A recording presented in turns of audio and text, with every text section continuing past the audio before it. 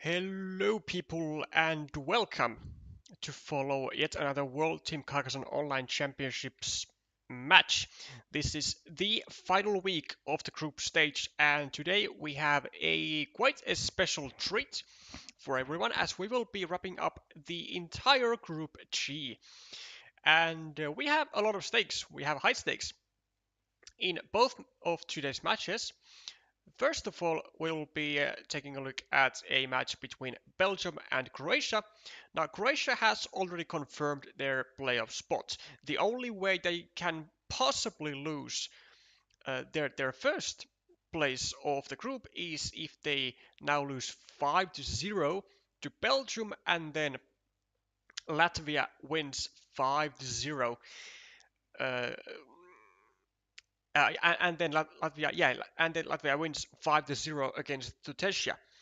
Now that is quite a tall order, not only because Croatia is currently undefeated, but also because even though Latvia has a strong roster as per every year, Tutejšyja also has a lot of talented players, like a lot of experts. And when you are fighting against essentially 5 experts, then it's not entirely a rundown.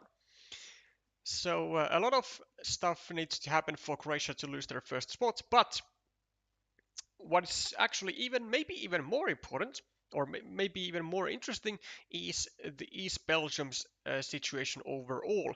So they are under a tremendous amount of pressure here. On fourth place at the moment in the group, which is of course not good. With only one win, a win today is an absolute must. Furthermore, they need to win big because Taiwan at the moment occupying the second place of the group is currently has 2 wins and a plus minus 0 tiebreaker, which means that in order for Belgium to get ahead of Taiwan, they need to win today with at least 4-1 because the tiebreaker at the moment is -1, and with a 4-1 win, they would be going to +2.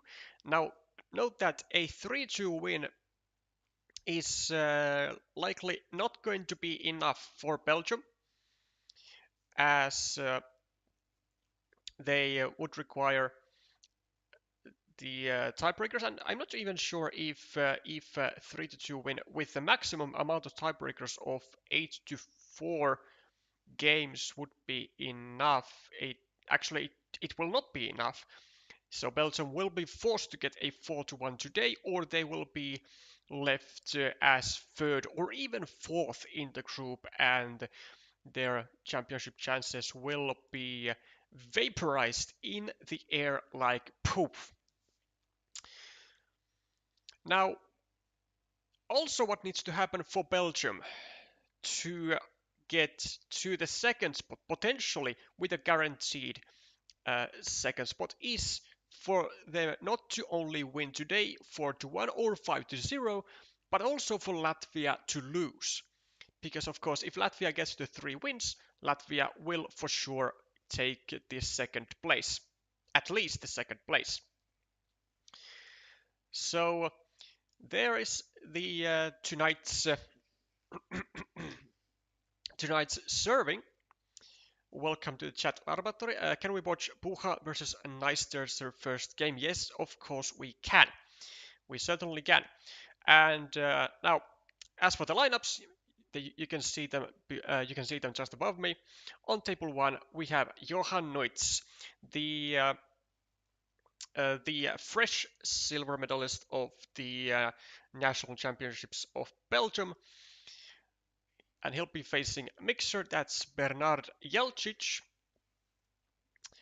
On table 2 happening Raf Mesotne, the national champion of Belgium of 2025, repping Belgium in the World Championships in Germany, facing Anna Milinovic, that's Amazion Kula by PGA name.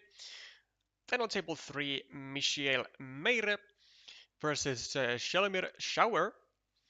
It's Learn to Fly and Rasdarot by Aliases.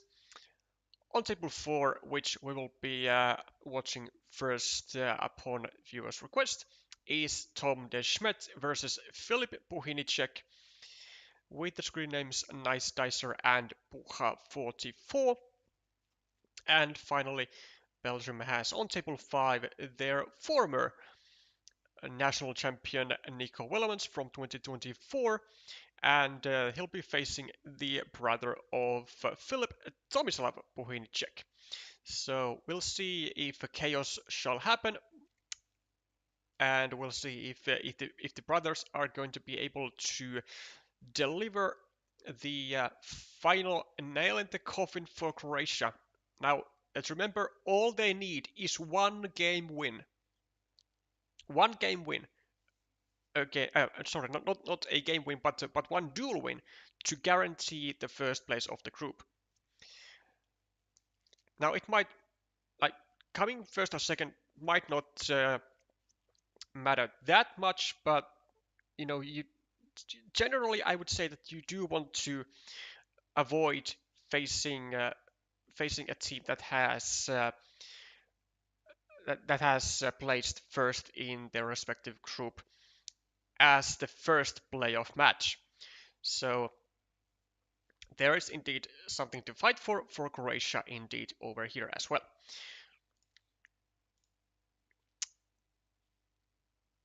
Okay, and as per requested, Nicedicer versus Bucha will be the first up for us. Welcome, Fabian. Nice to see you here. That's not right.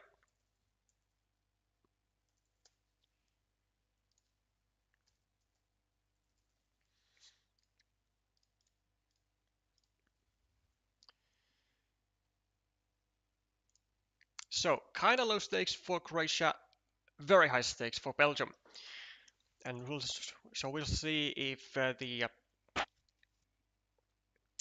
the nerves are going to get ahead.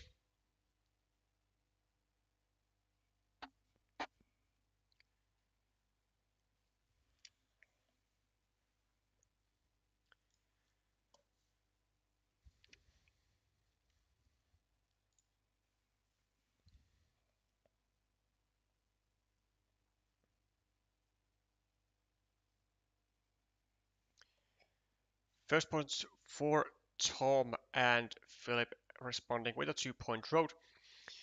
Now, unfortunately, we seem to have a bit of an overlap with the matches with Itse, but we will only be covering the first game between Tom de Schmet and Filip Puhinicek, and then we will be moving on to other tables.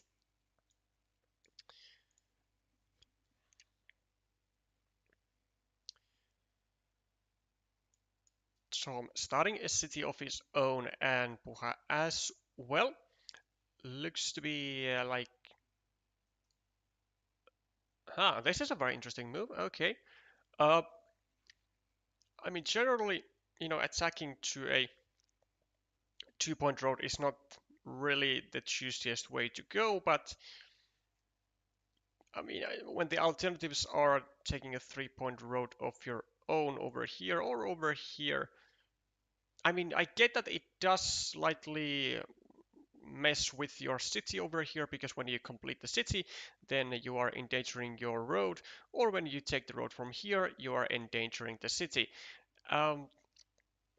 So there is a bit of unfortunate circumstances for Tom, but I think you could have just done it though, because it's still the start of the game. You don't really need to worry about getting blocked that much, because it still requires a lot of effort, and there are all types of tiles available.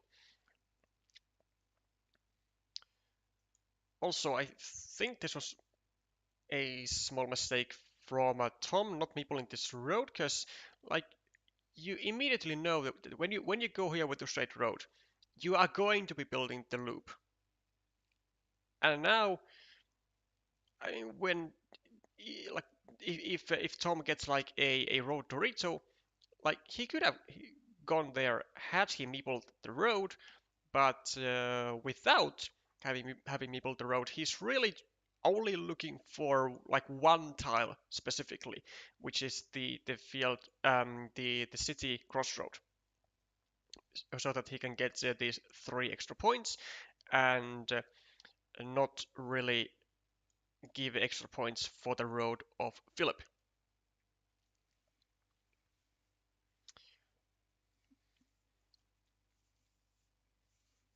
No worries, laboratory. We got you covered. I mean, it is not that often that we get the viewer requests, so we will make the exception, even though it overlaps with the stream of Utse.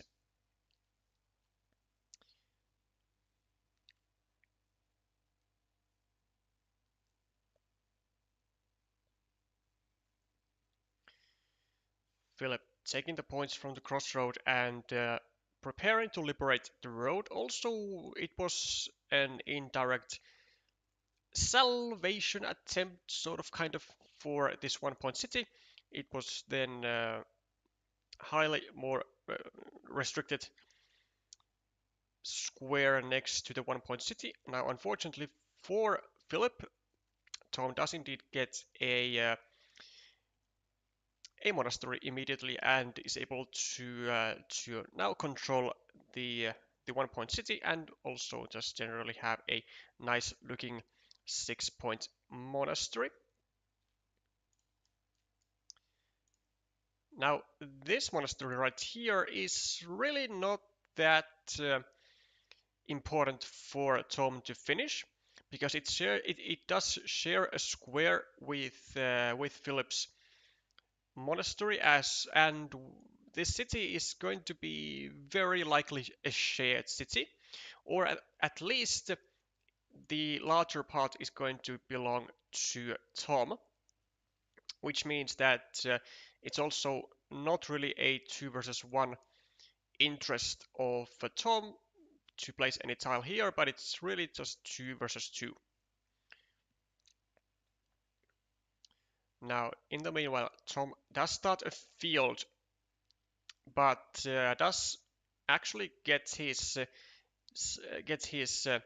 city caps both taken and pretty restricted. There's only one dagger left to fit into this square. The other city cap gets taken by Bucha, and this starting tile, starting a city with it. I mean, sure, I guess it works. It restricts the city of Bucha, it adds a point to the monastery, and it now also successfully is able to restrict the monastery of Bucha as well. So a bit like trying to go for a 1-for-1 casualties here. 6 points is the enlargement of the field, as Tom indeed does get pretty much one of the 2 tiles that he was looking for, the city crossroad. This one, yikes. Not a not that big of a fan, because now Tom only has two direct saving tiles into this square. The only saving tiles are the starting tiles, whereas if you go like this way, then you have like all the curves available for yourself. Now, it kinda does work in a sense that Tom was able to now use the road tiles to restrict the city of Puja, but unfortunately it does not seem to work quite as planned, as Puja immediately draws the one remaining dagger, which means that this monastery is blocked. This city will not get finished, and there actually also is now a chance for a total block of this 2-point city.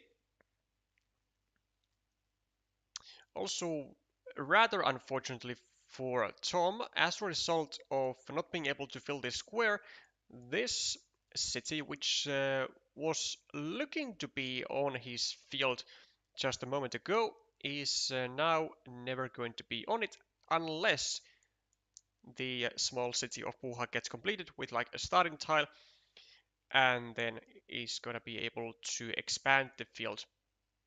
Well, not going to be able to, but he will, as a casualty, I would say, expand the field to the right side.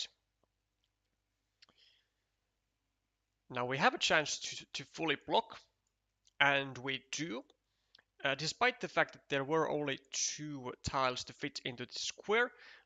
Not nibbling the 4-point, the 3-point road might be a bit too conservative, because there are still 5 road ends remaining, 2 crossroads, and all 3 triple cities with a road. So leaving a 4-point road up there, not a huge fan. Also with 3 meeples, but I guess it did have like some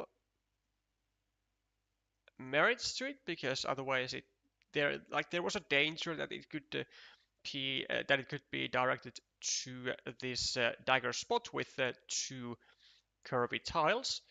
But in that case, it would just be an 8-point road. Like, it's not that bad, right? Like it would be equal to a blocked monastery. And you know, when you have a full stack of blocked monasteries, you are like kind of viewing them as, holy shit, I have blocked monasteries of like 3 of them worth 24 points.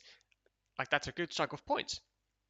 But when you have a road of 8 points, it kind of doesn't maybe seem that good, even though it is exactly that good, if not even better in some cases, because it can be expanded. Not in this case, of course, because it would be stopping over here, but you know, there's a bit of an alternative analogy for y'all to think of. Welcome, Devaka. Nice to see you in the chat.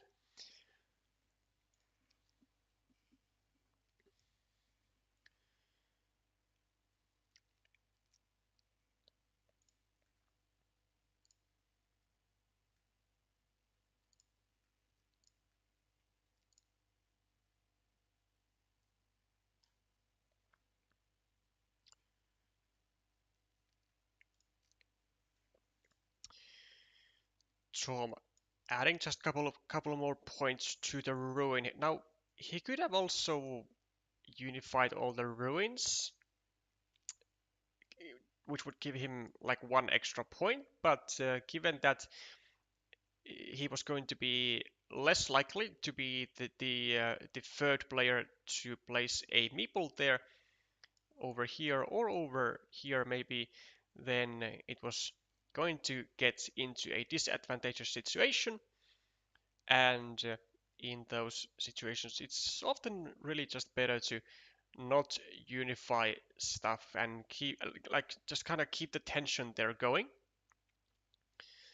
So now if Puha were to go over here with a 3rd meeple, which would of course be quite a terrible move, then there would be a chance for Tom to go over here with like a Dorito, or with maybe even a divider, or with a cow tile, and block this square entirely. And we can actually we could actually do that if we want to. But Tom says no, still wants to seemingly keep the option open of being able to unify everything, which I am not sure if it is if it is in his interest. There's +8 for Philip on the scoreboard. We have 1 extra point for Tom on the monasteries. So +7, +11, +13, 6-point field, so +7, +6, +7. So +7 for Philip at the moment. But he has the possibility to get both of his meeples back, I believe. 1, 2, 3, 4, 5. Yeah, there are still a ton of regular curves remaining to fit into this square, and maybe they would, maybe in some cases, Philip will be also taking this 5-point road in the process if the regular curve comes late enough so that he doesn't really need to keep a hold of this secondary meeple in his hand. Tom weighing his options here a bit, trying to figure out if it is worth it to go over here, and I do believe he makes the correct call. It is not. It would only be a very, well, likely a very temporary meeple majority, purely because of the amount of curves remaining in the deck, and Puha would be getting 2 meeples back soon enough. So just really neutralizes the threat of this city getting completed, attacks and connects it immediately. Now for Puha though, I wouldn't be actually surprised if quite soon actually, maybe he might even go over here and drop a farmer, then connect through this curve, get a meeple back. I know that there are other alternatives to attack to the field, mainly from here, because a curve will also connect Philip to the field. But this is the more efficient way to do it because you are waiting for a curve anyways, and with a curve you are going to be able to get a meeple back, and when you attack the field you most definitely want to get a meeple back from the monastery so that you can keep scoring from tiles like this, so that you can keep scoring from empty city caps and maintain your small point advantage.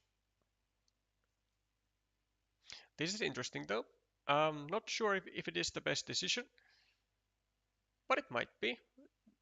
1, 2, 3, 4, 5, 6, 7, 8, 9, 10, 11, 12, 13, 14, 15, 16, 17, 18. Yeah, there are still a bunch of city caps remaining in the deck, so I count 5 to be remaining, and he still has the curves, so like 9 tiles out of the remaining 12 plus 2 that are in the player's hands is a significant percentage of getting any meeple back.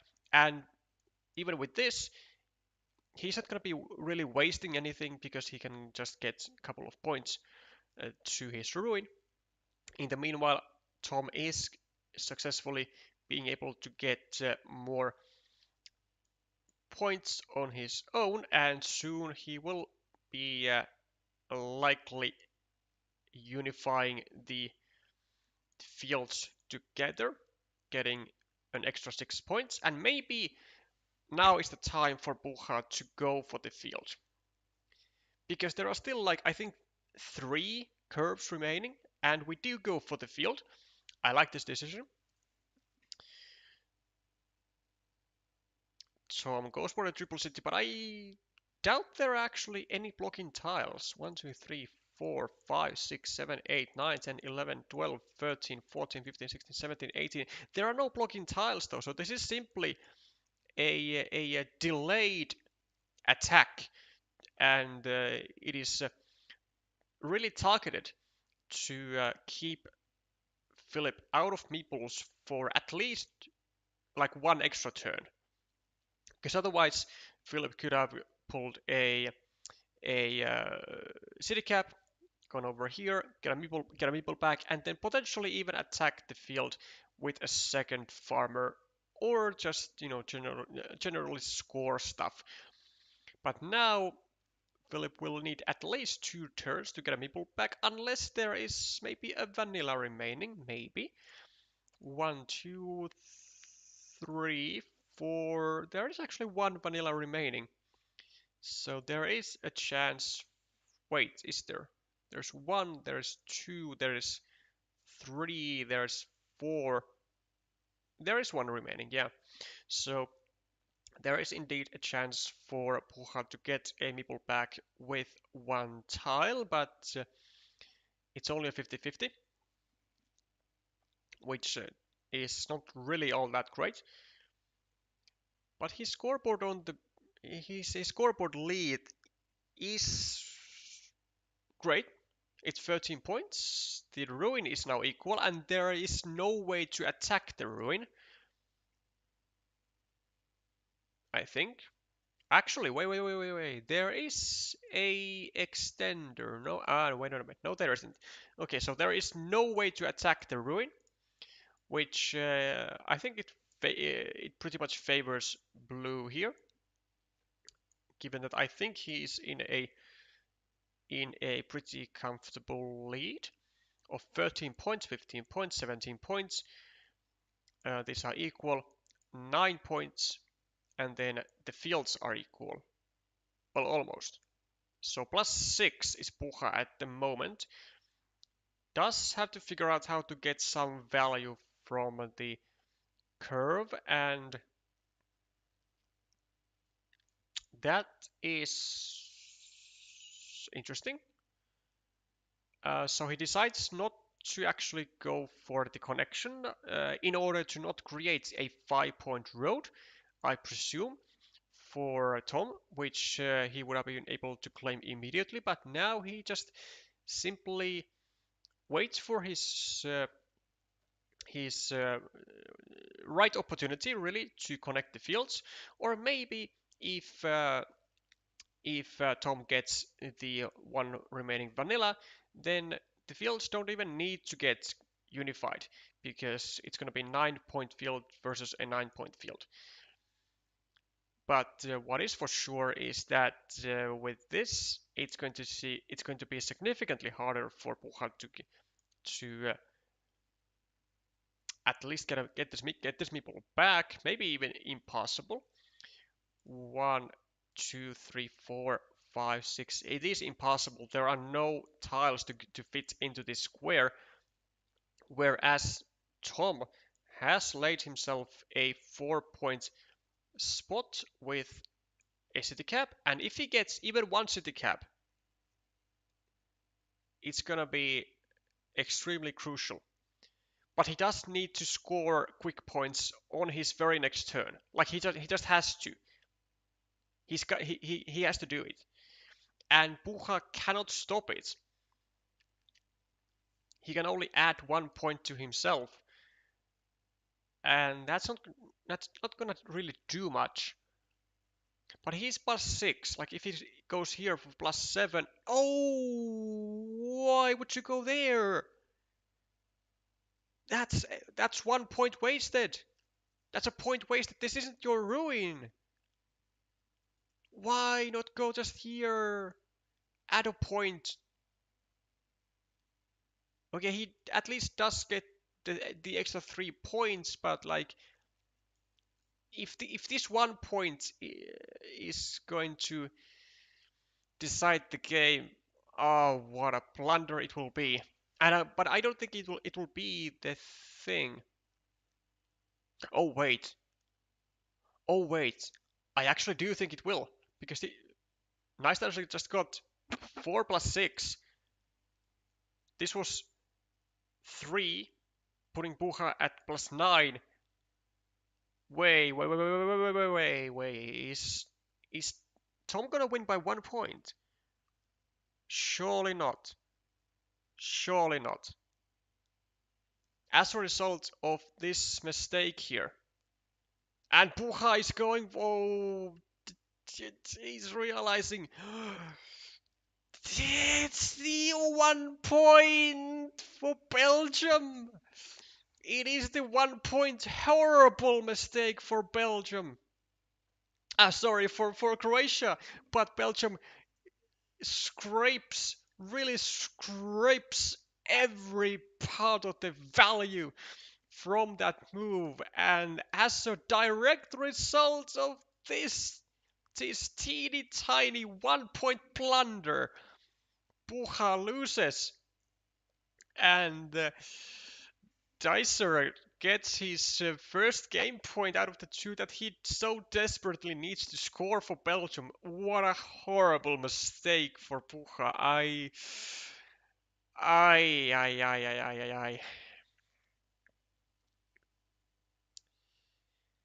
Yeah, I don't know why he didn't do that. Like there was no other city tile remaining except for city caps, and there was nothing to fit into this square. So going over here was never going to net more than 1 point with any tile. So why are you going over here? Ah, Philip. Ah, Philip.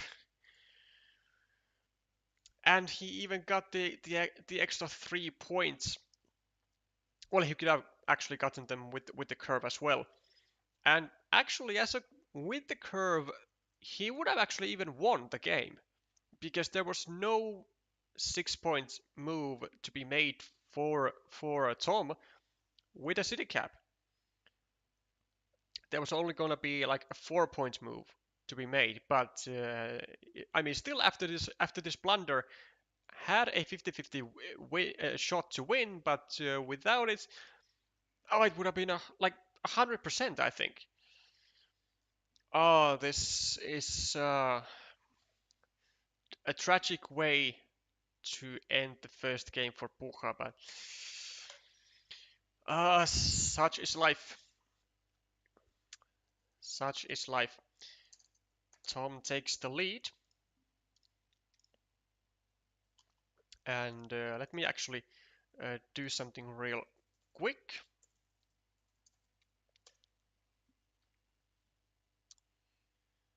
So going over here.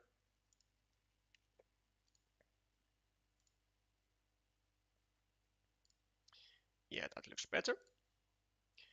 And we will get some updates for you immediately. So, Johan Neutz leading on table 1 against Bernard Jelcic. Raf Mesoten in a disadvantaged situation against Anna Milinovic on table 2. Same with Michel Meire, at the moment losing 0-0 against Shelimir Sauer, and then Nico Willemans currently losing 0-1 against Tomislav Puinicek. So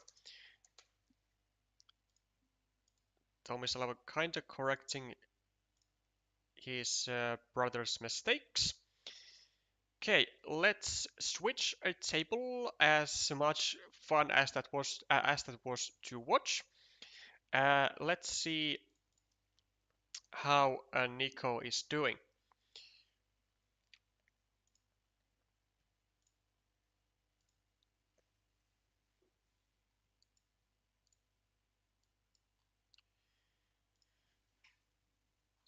So, a 5 point lead for the Belgian player with a long, nice road.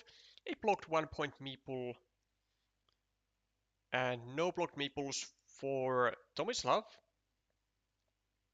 but a bit of troublesome city. It's gonna take a lot of tiles to complete. Likely not even going to get completed, I would say. Also a long road, well, longish road for Tomislav, and some open cities for both players. So far, I would actually say that it's. I might actually prefer the position of yellow slightly here, but only slightly.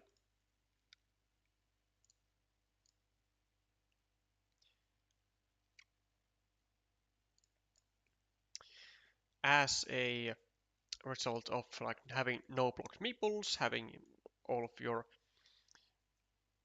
your features alive, and having a nice monastery, being able to potentially maybe start stacking the monasteries here, maybe a curve and a new monastery, though. Okay, maybe a monastery is gonna be juicier here. An 8-point spot. It's kind of difficult to resist, and I would imagine that both players would be going there immediately, though maybe, if it is a road monastery that Tomislav would be getting, he would be going over here, but oh, Nico sees exactly the entire potential of the road monastery, because here the road monastery can be blocked. Here it would be much better for Tomislav because it would create another monastery spot over here. It would take away pretty much all the vulnerability of this monastery, but oh, what a wonderful move by Nico. Only one starting tile also remaining onto this square, so it is salvageable still for Tompa if he wants to go over here. But does he want to use this juicy of a monastery to do that? But if he goes over here, it is an 8-point monastery, but there seems to be like very little straight roads remaining. So 1, 2, 3, 4, 5, 6, 7. Only one straight road remaining, so only would have been able to be reclaimable by one tile and likely would have gotten blocked eventually. And as a result of the low meeple count of Tompa, he decides to not even bother with the salvageable situation of the monastery, just takes the meeple back and enjoys the life with 2 meeples.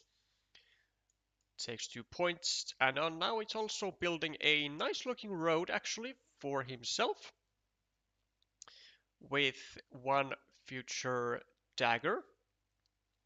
Now, notably, this spot here could be actually a very tricky to fill.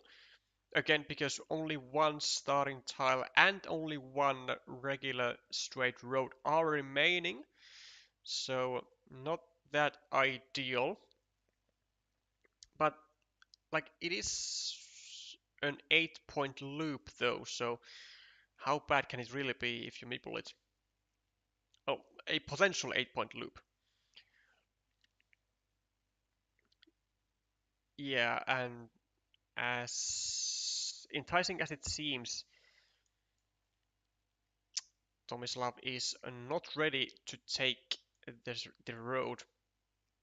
Also because this spot could get very dicey immediately, especially now that this is the final city crossroad. There's 1, there's 2, there's 3, so this spot right here is entirely blockable. I mean, Nico could actually still take this. Maybe. I mean, despite having only 1 starting tile and only 1 regular straight road, there are still 3 field crossroads. So, 5 tiles to go into the square, and it is a 6/7-point road. So, like, it's not bad. And, it is impossible to block as of right now if you think about it. So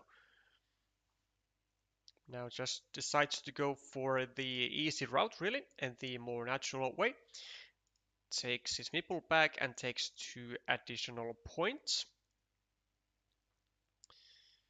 Tomba simply restricts the city cap, which is fine. It does seem to be working out immediately, as Nico now not able to take these 4 points.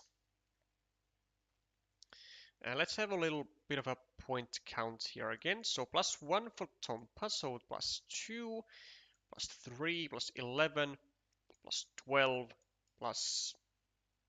+17, 16, 13, 10, +4, +3, +7 at the moment for Tomislav, and he is also threatening to finish this city right here and maybe drop a farmer straight away, though that could be a little premature, given that with any city cap over here, it will almost certainly create a potential attacking platform to the field from both sides. And if you meeple it immediately, despite the great odds of actually being able to get to the main field, it can still get blocked from both sides. So maybe the more respectable approach is to simply finish the city, but not drop a farmer just yet. Just drop it on the next available road move, but he does decide to go immediately there, which, I mean, it's not a mistake, maybe an inaccuracy at most, but you can't really be using curves here. He's going to be kind of needing something like a straight road here or here, because otherwise the connection can be immediately blocked. I think from both sides, because if you go over here with a curve, it can be blocked to a dagger, and if you go here with a curve, it can be blocked to a starting tile. So also would be ideally maybe going here with a field plus field tile first and then connecting at the top rather than the other way around. But this option is always going to exist. Trying to also block the features of Nico here. And this might be a little bit playing with fire because there are no daggers remaining. So this was actually a fully blockable immediately with a triple city or with a Dorito. Whereas over here, like if you complete the city from the other side and then your opponent goes here, like it doesn't really matter that much, right? Because then you can still make it into a ruin. But if your opponent goes on this side, you can't make it into a larger ruin any longer. So a slight miss from Nico, I think. But he gets away with it. Tomislav going with a ruin over here. Now note that this ruin cannot actually get completed because again no daggers exist into this square, and it will score a decent amount of points. It also has created another field connection opportunity over here. So say like a Dorito over here and then connection over here, or I was gonna say through a road monastery, but no such tile exists. Something that could be extremely nice is a triple city with the road. You go over here, you direct the road to the right, and then get a curve, but actually there might not be any curves remaining. 1, 2, 3, 4, 5, 6, 7, 8, 9. Why am I counting 10 curves? What the? 1, 2, 3, 4, 5, 6, 7, 8, 9. Yeah, no regular curves remaining. Tompa does get a curvy tile, so a chance to go over here, a chance to connect. Or if he wants to be more efficient, then maybe he could be going over here, just take 2 points. And maybe drop a farmer over here. But then again, like, there are just so many road tiles gone in general that attacking through a road might not be such a viable idea. Welcome, Polo.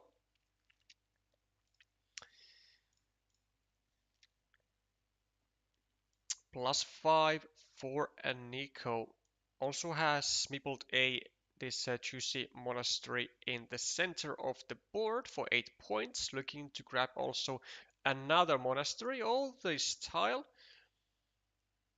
We now drops it. Huh. I don't. Okay. So apparently there are still nice city caps remaining, and there indeed are very nice city caps remaining.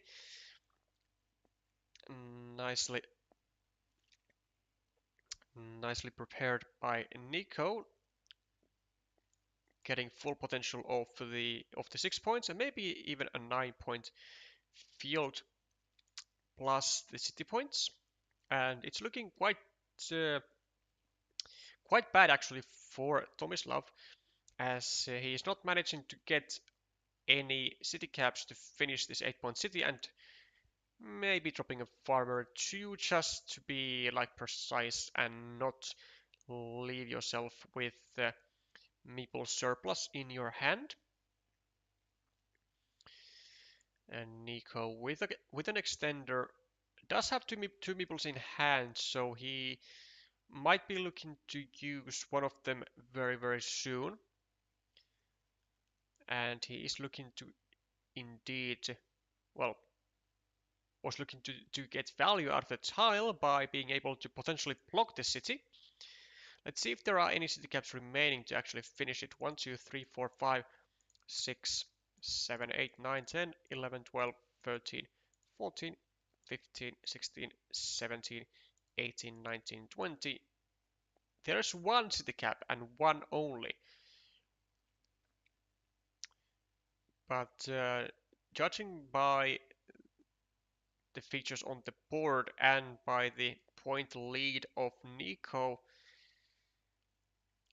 I mean, it does look not that great for Tompa. Can we now go over here and block the city? It's not a city crossroad, it's not a dagger, it's maybe a starting tile. Oh, no. But this doesn't block it though, because the city cap is with a field, no? I'm pretty sure it comes with a field. Well, I mean, at least Tomba isn't gonna be able to drop a farmer there, so that must have been the idea of Nico. So trying to take away that 3 point value, which, yeah, sure. Okay, considering that um, there were so few tiles remaining, like it's not like we could have actually had the luxury to wait for a curve or a crossroad to fully block because there was no such tile existing in the deck anyway. So a nice move overall actually by Nico here. And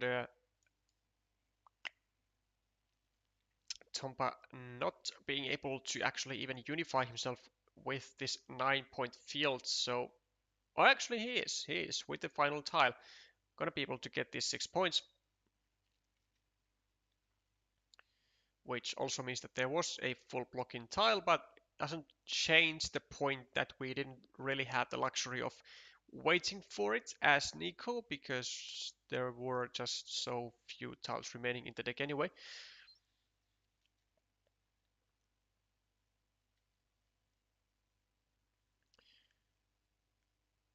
And I mean, I was about to say it was looking great for Nico, but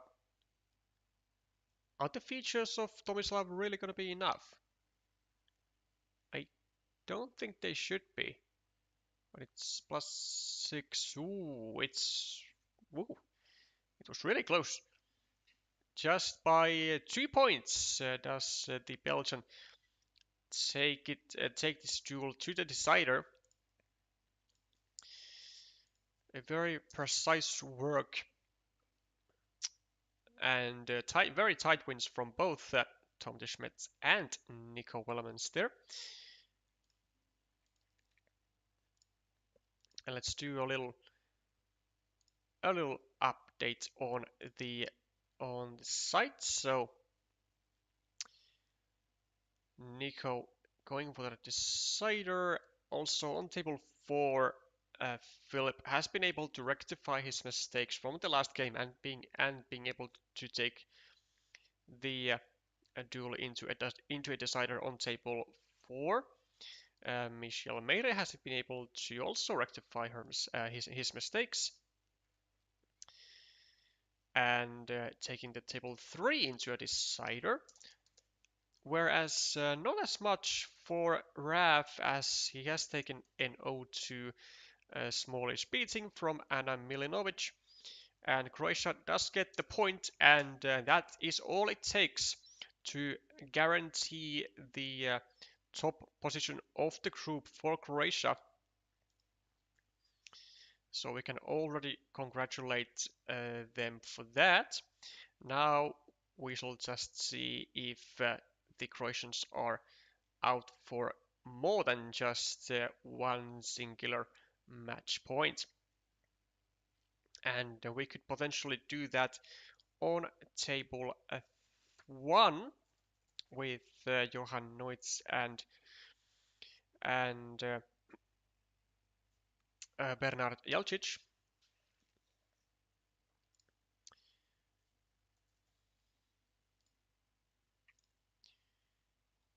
Still playing their second game, so we might be able to even catch a full game between these two, unless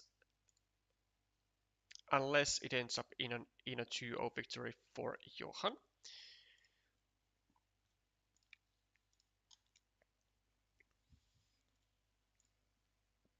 We have a lot of monasteries, which are they blocked?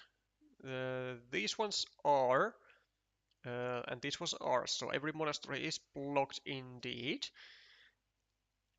OB leading by 7 points on the scoreboard. We have a 2-point blocked feature for Jelcic.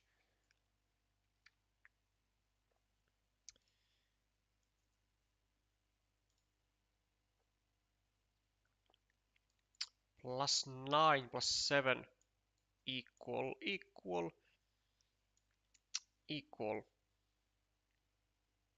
A 9-point field versus a 6-point monastery. Yeah, it does look to be quite a good position for OP, leading by at least 10 points or so. Well, not after this, but still leading, with 7 tiles remaining. And there seem to be quite a lot of features on the board that are waiting to be taken. So a 6-point ruin here, a 6-point field over here, and some roads as well.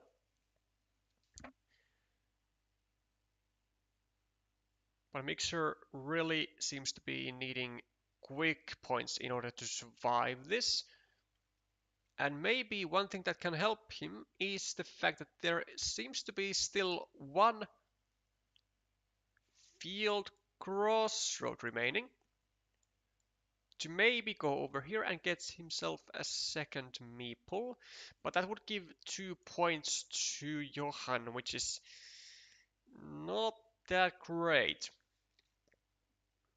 So might be the fact that even that could not really help him too much. I guess just 2 points to be taken from here or from here with the crossroad if Jelcic, I'm kind of trying to unify his first name and his surname into Belgic. So I guess with the crossroad should be just taking 2 points somewhere and maybe trying to score more quick points later.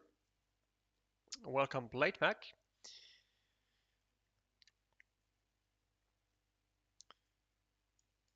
13, 11, 3, equal. 1, no, equal. And then plus 5 for OB. I mean, it's actually a pretty decent lead if you think about it. Because all OB really needs to do is to make sure that he gets a better feature than Mixer and Noi. Whoa. Actually, Actually, this is good. This is good. Because Mixer needs quick points. But the second he takes these quick points, he's going to give Obi a 9-point field. And then Obi will be at plus 10. And plus 10 with like, well, 4 tiles though. It could still be doable. Could still be doable. But given that Obi has this road here, which can get maybe a couple extra points. Yeah, okay, I get that you take the field yourself. You're on a plus 4 now. And now, basically what Jelcic is relying to is city tiles like this. So with a shield, so that he would be able to continue the ruin by a couple of points, or this, Wait, plus 4, plus 4, plus 2. So now plus 2 actually for Jelcic. Obi gonna be able to take a quick 4-pointer though, which is not gonna do wonders for Jelcic now. Obi back in the lead by 2 points, I believe. We do get a quick point tile, but we can't take quick points with it. Yikes. Yikes. Just 1 point, but like this is a huge issue because from what feature does Mixer think he's gonna get more than like 6 points that he could have taken here now?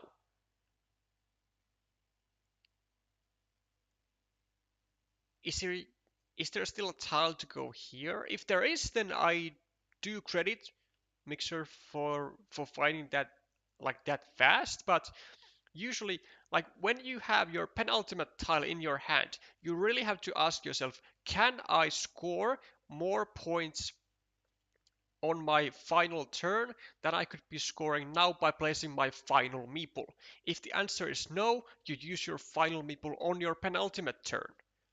And I kinda doubt that Mixer can take more than 6 points, but it could be possible. 1, 2, 3, 4, 5, 6, 7, 8, 9, 10, 11, 12, 13, 14, 15, 16, 17, 18. There is nothing to fit into this square unless there's a divider, and there isn't. So nothing to fit into the square, and there are no extenders. 1, 2, 3, 4, 5, 6, 7, 8, 9, 10, 11, 12, 13. There is also nothing to fit into this square, so oh, but there's maybe this. If there's a straight road, then 6 points can be taken. 1, 2, 3, 4, 5, 6, 7, 8. There's no straight road. So unfortunately, I think this is a massive mistake for Mixer. Because you can see Obi is also not too happy with his tile because there is no feature that he can really get a lot of points from. And but he is now plus 1, so all he needs to do is to take more points than his opponent. Only has 50 seconds. That is also true. Jelcic is very much on time in time trouble with 16 seconds remaining. So that is taking its toll.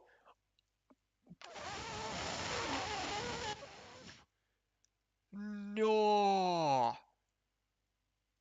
No! There is no way. Obi just threw it all away. I guess now I think it's gonna be a draw. But Jelcic is going to win by draw. Oh no, you did not do this, Obi. You did not just throw away your entire game when all you needed to do was take like any feature. Well, almost any feature, no? Like just take a road.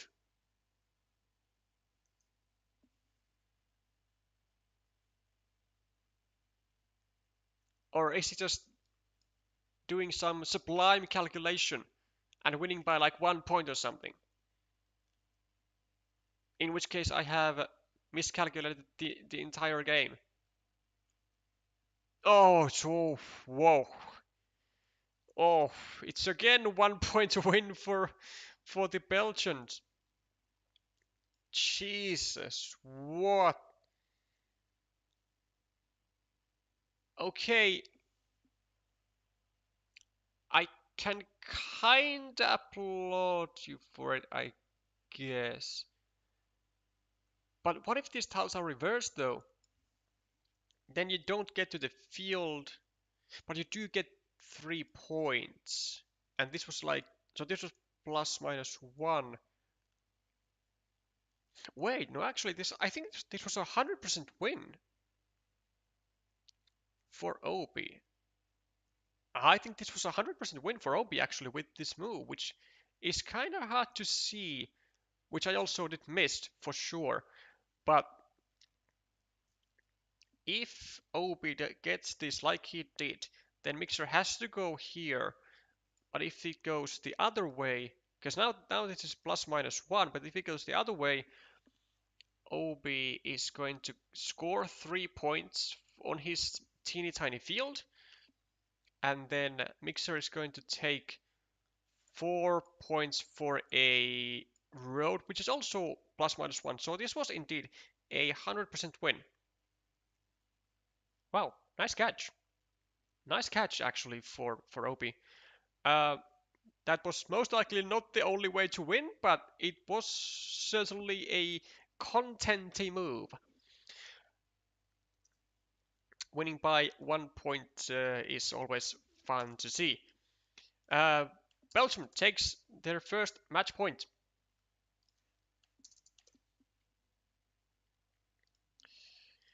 And let's also again do some stuff C's.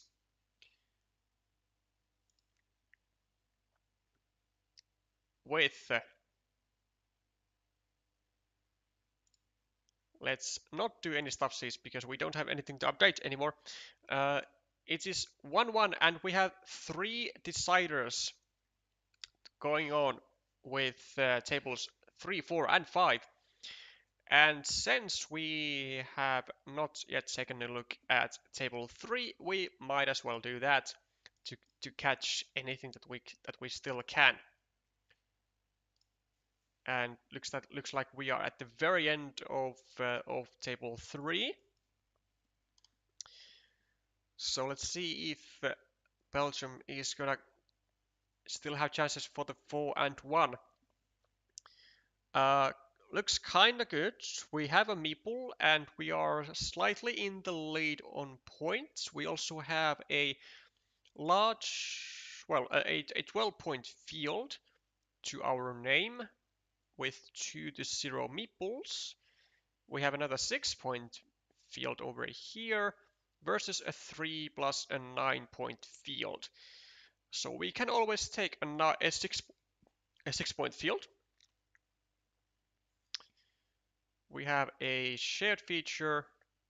We are so plus 4, plus 3 on the fields, plus 7, plus 6, plus 2. We are like minus 3. But, I mean, just taking a 6-point field looks kinda good, though. But we can't get any more points after that, which is a bit of an issue. Okay, so what tiles are remaining? Oh, we go for attack. Okay. 1, 2, 3, 4, 5, 6, 7, 8, 9, 10, 11, 12, 13, 14, 15, 16, 17. There's still, I think, one tile that will get us here. No? One connection tile? And it seems to be a 50-50 whether we get it or not. And unfortunately, we do not get it. And we also lose the field, which is also going to seal our fate even further. So we are in the end going to be losing by quite a lot indeed. I mean, this was like so -9 or a 9-point move for red. 1, 2, 3, 4, 5, 6, 7, 8, 9, 10.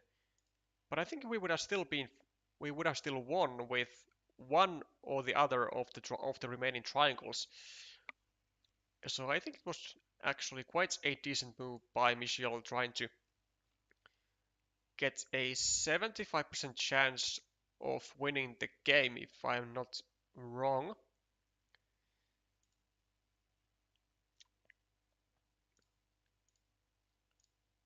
One, 2, 3, 4, 5, 6, 7, 8, 9, 10, 11. So 11 plus 11 to 79. Actually, it would have not been quite enough. We needed to get like the connection and the road monastery, which is kind of a tall order, I guess. So it goes to like 50-50 plus then 75. So maybe like a 40% chance to win or something. Which, I mean, still is very much a decent winning shot. Don't get me wrong. 40% is quite a chunk. Well, maybe 35. Anyways, that's going to be second point for Croatia, and also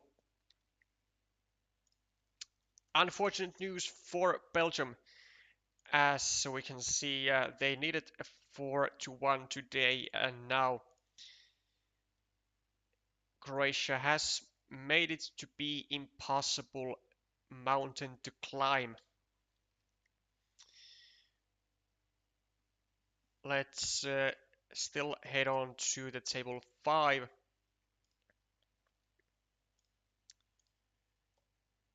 To see what's going on. 19 tiles.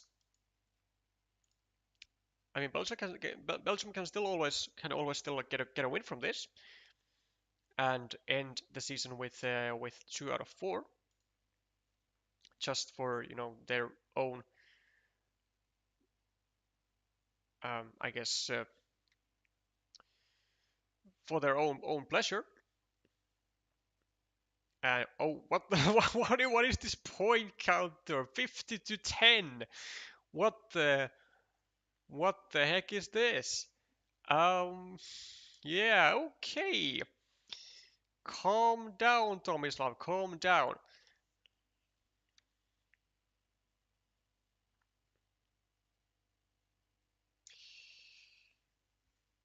Welcome, Philip, Elias, Lisa. Oh, there's many people.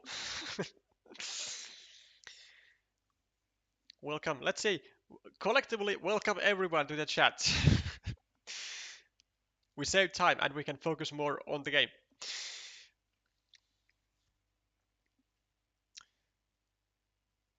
Okay. And Nico goes for a city attack with one more. Wait, 1, 2, 3, 4, 5, 6, 7. One more. 2, 3, 4, 5, 6. 2 tiles to still fit into this square. And now, can Nico, under any circumstances, have anything even remotely close to winning odds? Plus 40 for Tomislav. Plus 41. 47.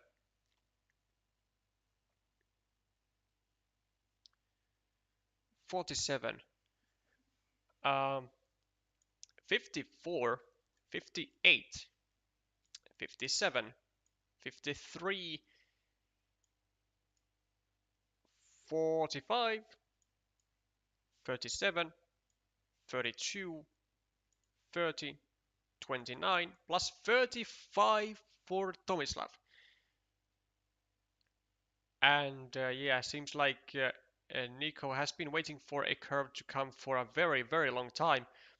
1, 2, 3, 4, 5, and still 4 curves remaining in the deck, but Jesus Christ, that oh, Nico taking such a massive beating here when he's not just not getting like anything going. Oh, he also does have the field though, which is worth 6 points. A vanilla goes to Tomislav, and that might be the final vanilla remaining. 1, 2, 3, 4. Not the only one actually. There's still one vanilla remaining on this square, which goes to Tompa, of course. So, well, at least we do get the curves, so we do get some meeples back, but it seems to be very, very light.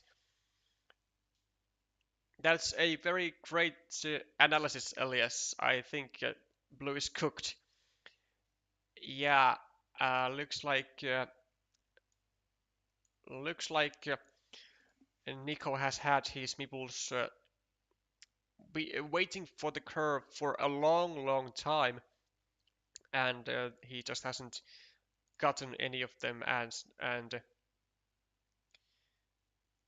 this message in the chat also kind of does confirm those thoughts. So Nico saying that so there are the curves.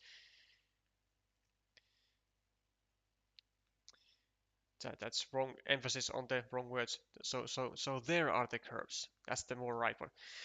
Kind of implying that he has been waiting for them for a long, long time. And now when they finally come, it seems very late. Um, can we do like anything? Anything at all? Take a 4-point road, sure, why not? 1, 2, 3, 4, 5, 6, 7. I mean, it can even get like blocked if if Tombo wants to do that, if he wants to bother. And I mean, like, why wouldn't he bother? Because yeah, I was about to say because he doesn't really have to score points, nor can he. So this road is now blocked. Um, yeah, really just a discard of a tile for Nico. And Tompa gonna be meepling a 9-point field here. Well, should be meepling the 9-point field. Don't really have to. Or this. This. I mean, it is a 6-point move. Sure, yeah, why not? And you also save your meeple. Why not? Then do we go over here for a 4-point move? Maybe. We could even maybe not meeple it yet. If there is like anything better in the deck, just in case. And like any city tile could also get us 4 points, so not taking the road immediately is not going to be really an issue. We do get a curvy tile, gonna get a 6-point a 6-point road here, which is nice. And it should be the final move of the game, and Tompa is going to get a 2-1 victory on table 5, and Croatia is going to not lose a single match in the group stage, and they are having a pretty clean season so far.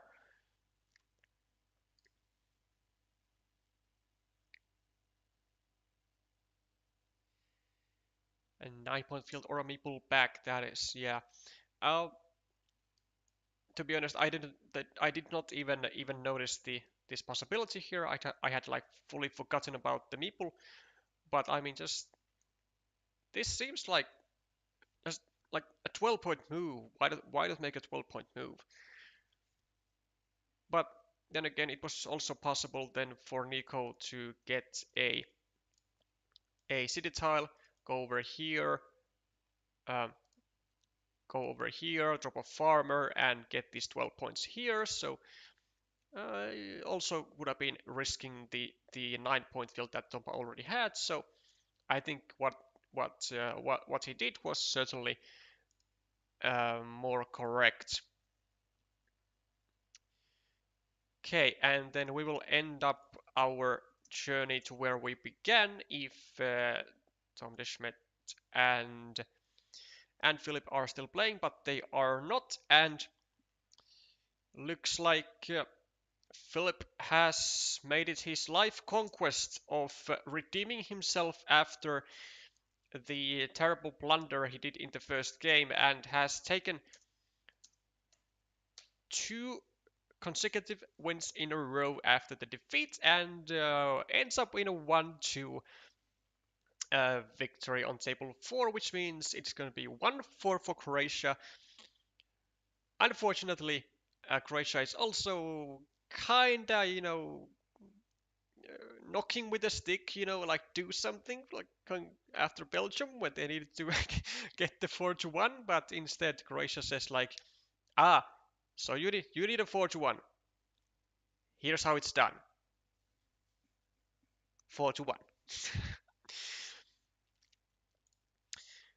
And also they do break the infamous, I'd say, 3-2 streak of Belgium, and maybe somewhat sad that Belgium isn't even able to maintain their streak of such kind in the end, despite the hard loss today.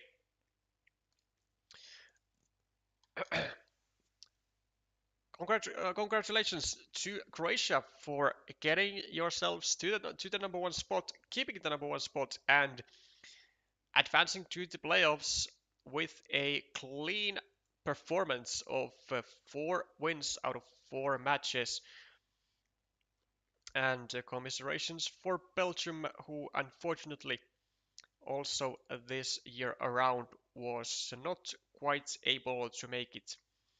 But another valiant fight was made for the effort and for the grand prize.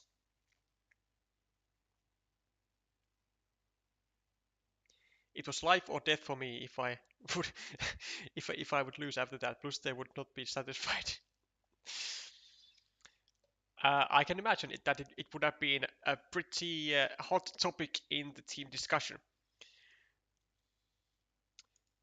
Okay, now we have another match starting very much right now, and it's going to be Latvia versus Tutejšyja, which means that we will be swiftly moving on.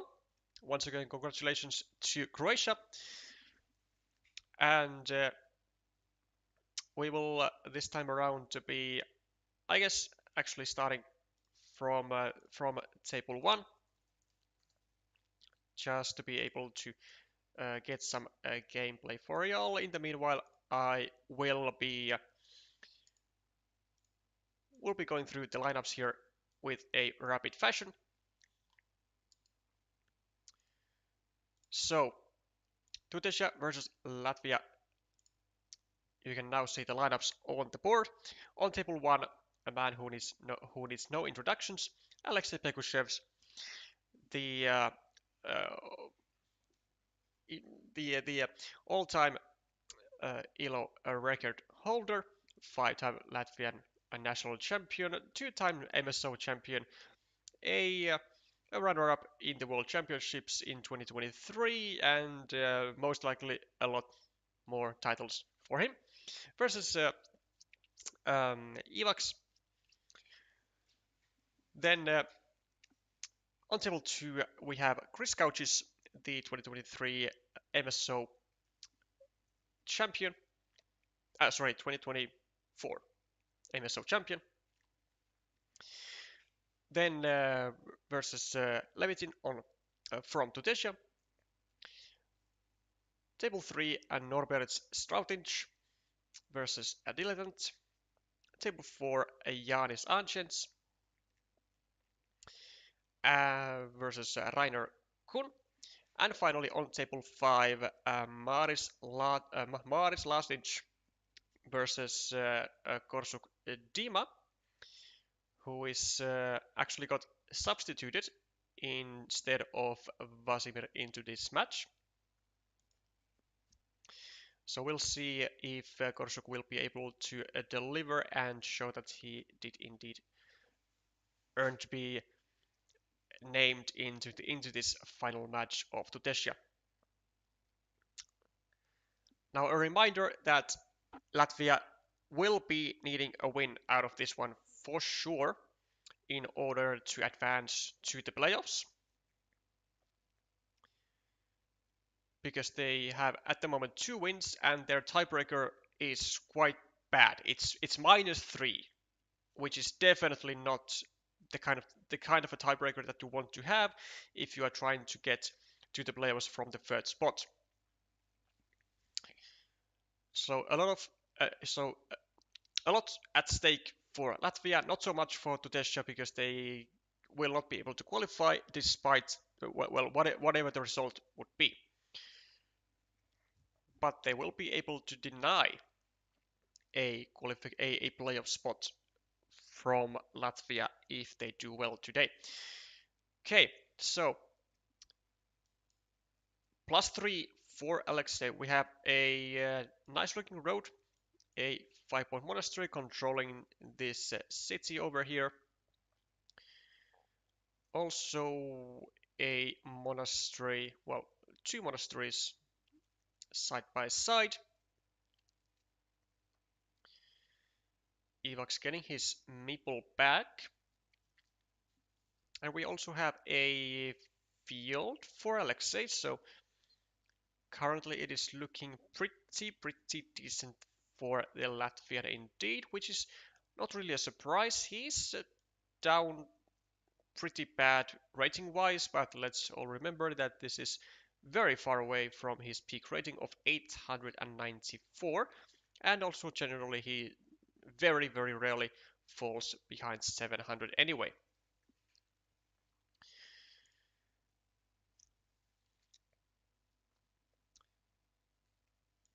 Two vanillas drawn back to back by Ivaks, and he gets meeples back, which is good for him for sure. He's now going to be able to get a meeple advantage, which he will not be able to utilize really for this field, because Alexei drops yet another farmer and prepares to really take control of the field with 2 meeples. It is, after all, worth 12 points at the moment and could even get expanded to 15 points straight away with this open city cap requiring a dagger and maybe also some other future city caps. The best case scenario would be a vanilla over here and then creating more cities for both fields, but actually I quite like this move by Ivaks. It takes away the green space from the field. It prevents all this kind of this vanilla shenanigans from Alexei, and it just generally adds a point to both monasteries. Meanwhile, the road is going to get advanced, same as the city. And I actually doubt that Alexei will be attacking the city, although he might, because he does have his meeples in spots that are looking like really easy to recover. A curve over here to recover a monastery, a city plus double field tile to cover this monastery, a road end to cover this one, but decides to do something completely different, which which not sure if I agree with. So decides to kind of save his dagger spots on the field and really try to make sure that he is controlling this field with a 2-0 maturity rather than perhaps allowing an attacking spot at the bottom.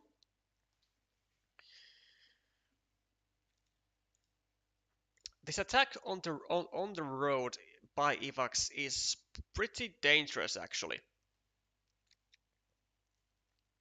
because there's first of all there can be a crossroad on this spot here by Alexei, and secondly the road can be directed to the left afterwards to be blocking both the monastery and the lonely road.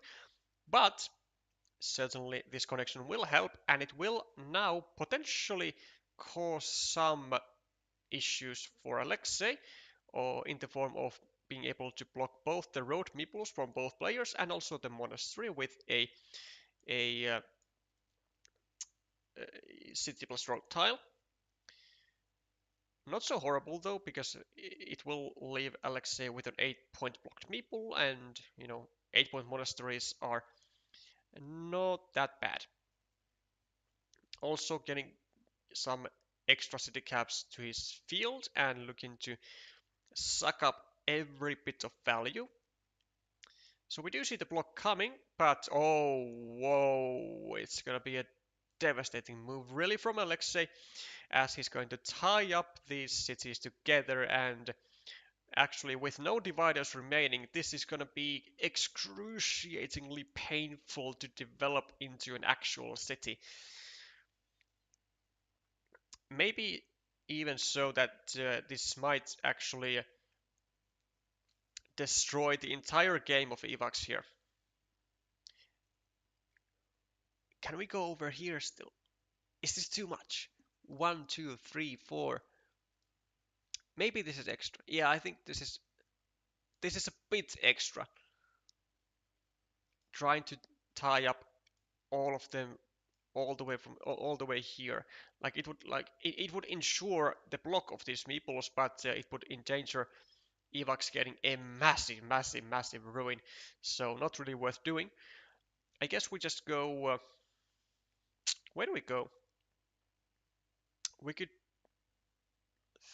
theoretically. Yeah. Okay. Okay. I mean, there were still a lot of Doritos remaining for sure. So I can understand this. So trying to really extend the city and make sure that it actually like never is gonna be completed. But Ivaks getting all the right tiles here, and he's really trying to threaten the completion. If he completes this, it's gonna be massive, man. It's going to be massive, and it's going to spell a lot of trouble for Alexei. Maybe even so that he can't really get away from it.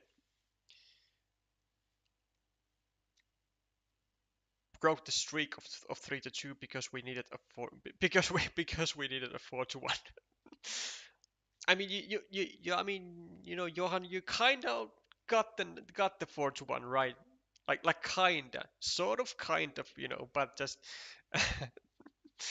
um, unfortunately not quite the right way. Yeah, no, not this one.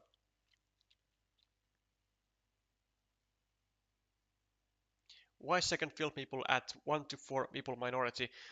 Because like this one here, because it was so incredibly easy for Ivaks to drop a farmer here with a road tile and just equalize just basically a 15-point field and really actually use his meeples for something, as opposed to us simply securing the field and making sure that the uh, the field maturity of Ivaks might not actually be that dangerous.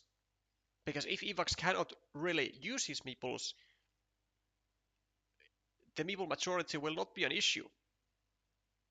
But if we ensure that there is no massive threat to which Ivaks can use his meeples too, we'll be good.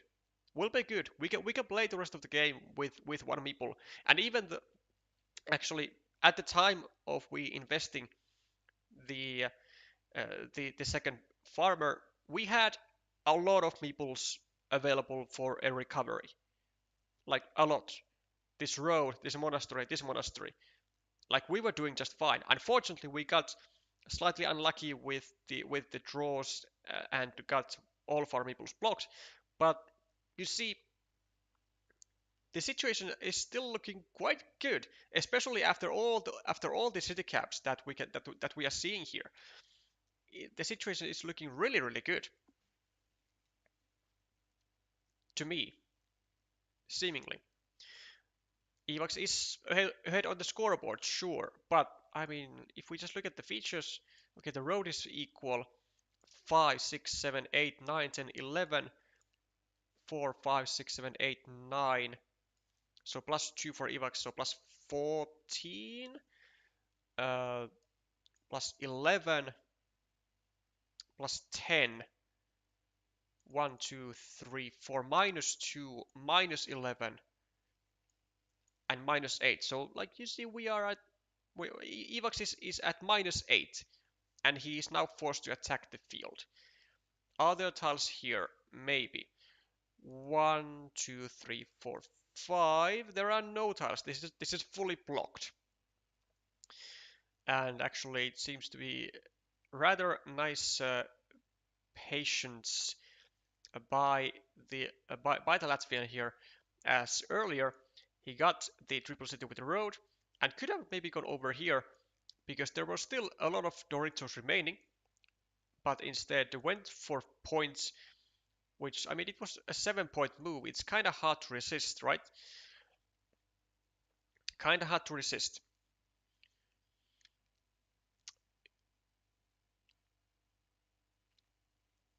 But he did go for the points, and it was seemingly the correct call, as now he is in the lead, despite this connection here, by the way. Plus 2, plus still plus 3, I believe, for the Latvian. And Ivaks cannot really score anywhere. Is there still the dagger? There might be. There's 1, there's 2. Okay, there's no dagger, but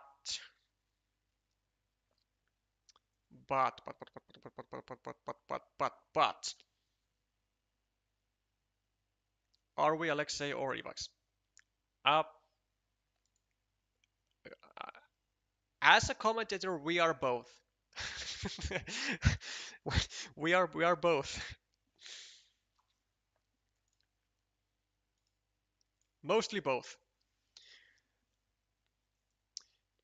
Ivaks is, I want to say, yeah, he's gonna go for the field invasions somehow, and he's trying to do that. So he's trying to create ways to invade this 12-point field over here. And Alexei, really what he's doing at the moment is simply trying to take away all field connection possibilities. Because if Ivaks is going to be able to invade the field, it might be actually just everything he needs, because taking like 9 points or 10 that we would need afterwards in order to like recover from that invasion could be potentially even impossible. There seems to be a lot of quick point tiles gone. 1, 2, 3, 4, 5, 6, 7. There's one crossroad remaining. There is, well, I mean, there is a monastery, so that's also an option maybe. I see a very cunning idea for Alexei. He goes for, well, not the block of the connection platform, but he goes for the unification of all cities via curve. So you can see because of the road monastery here and the expansion of the field, he can do that. He can go with a curve here and then connect kind of as a 12-point ninja farmer to a 9-point field. Would be fun to connect the fields with a straight road and a curve, and it is exactly what Alexei is going for. That's a pretty nice shout there, Vika. Yeah, and it is going to succeed. It is going to succeed. And now it's going to be kind of certain that Ivaks will be attacking this field with his final meeple. Unfortunately, his meeple is not, his tile is not really the kind of one that he can attack with. So I think this is just going to be a discard, because he can't really overcome the fields with just 5 tiles remaining and with equal meeples. Like, he has to find a way to attack the field. And maybe there is. Maybe he can go over here and create a potential field connection opportunity with like a crossroad or a curve, and drop a farmer like this on the outside and then connect over here. That, because we need to get some field connection opportunities, like, for sure.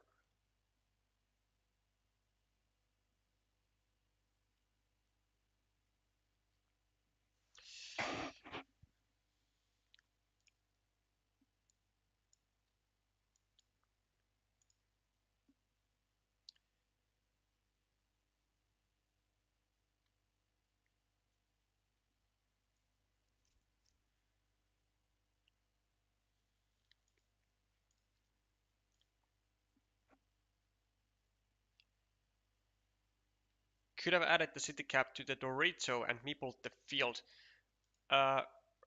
here, right? Yeah, sure. Now the question is, are there... Oof.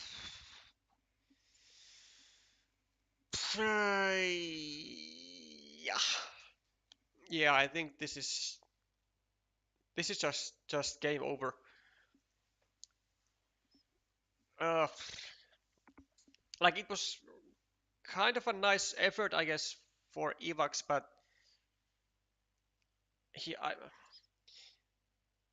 actually completing the monastery, I don't think would be changing the goal, because I think we would still have to attack the field, because the field is simply worth that much. So this, even if we were to be getting this monastery back, which we now of course don't, we would still have to do exactly the same thing that we would have needed to try and do earlier anyways. So attacking the field. So nothing changes upon the monastery completion.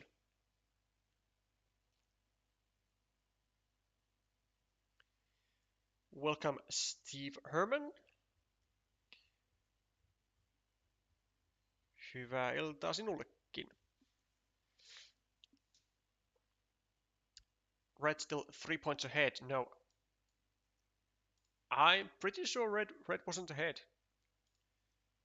Pretty sure red wasn't ahead at like almost any point.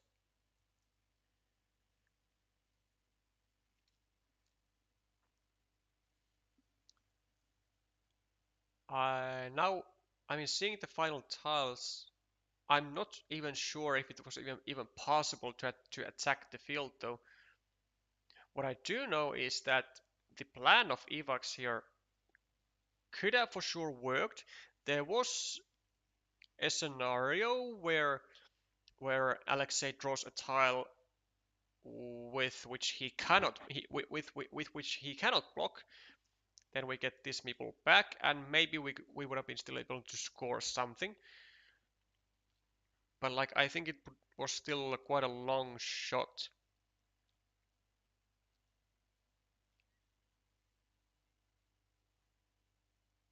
let's see what the actual point difference was. But I feel like this is the wrong this was the wrong decision though, because the field was just.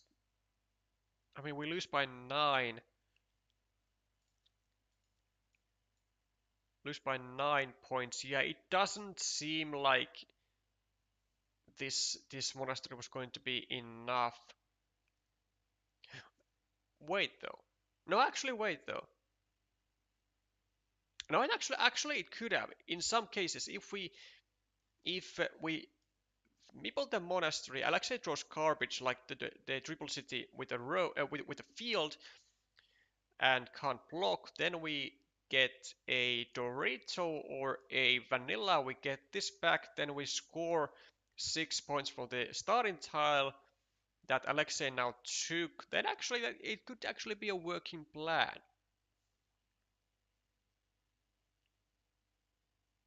Wait, what? The crossroad was the only tile to block him? Wait, this.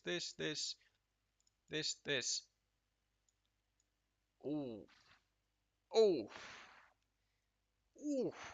Oh, you would be right, Raf. You would be right. Actually, the only tile available in the deck to make the block.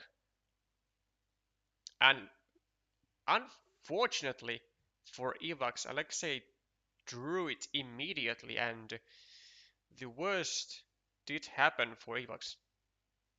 Well, would you look at that?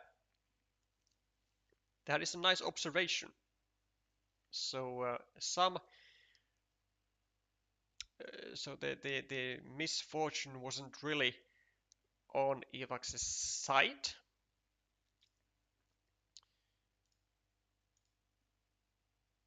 I would have to analyze the game a bit further than that to be able to like really determine if the monastery was a good move or not. But with a quick glance afterwards, I think it actually did have like clear winning possibilities there with with a certain sequence of tiles. Wait. What? That's not right. Giving points to the wrong people here.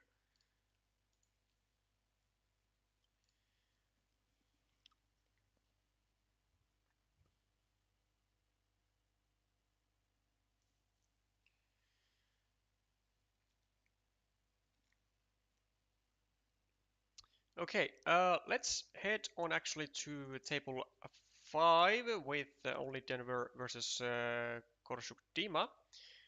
Not before we update scores though. So far looking pretty good for Latvia, as only Levitin has been able to score a game point so far for Tutejšyja, and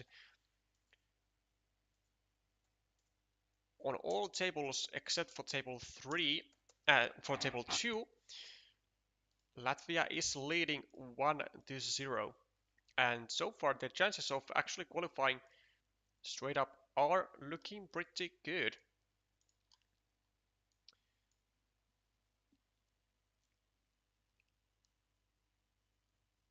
City Cap with the left turn should have gone under Dorito City as a field meeple instead of completing the 6-point city.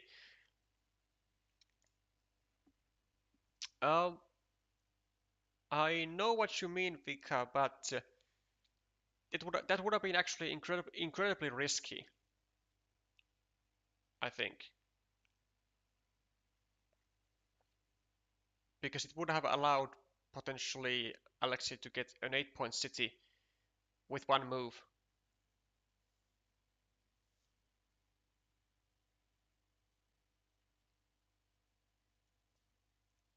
Then no way to connect the fields without connecting the second meeple of yellow too. Yeah, I'm with you there. I'm with you there. I know what you mean. Still, I did see that, but I didn't think it was going to be such a strong move, to be honest, because leaving potential 8-point cities is like not that great because we were only like a couple points behind, I believe, at that stage. So I don't feel like we were that desperate. And we could have also, just simply gotten some tiles to block the connection anyway. Okay, let's focus on the game at hand. Denver with a 4-point lead, a teeny tiny lead, but we have a lot of features on the board that are looking juicy.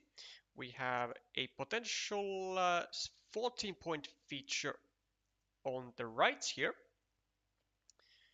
We have a blocked city for Korshuk with 8 points, so maybe gonna be equalized by the monastery, 8 points in the future.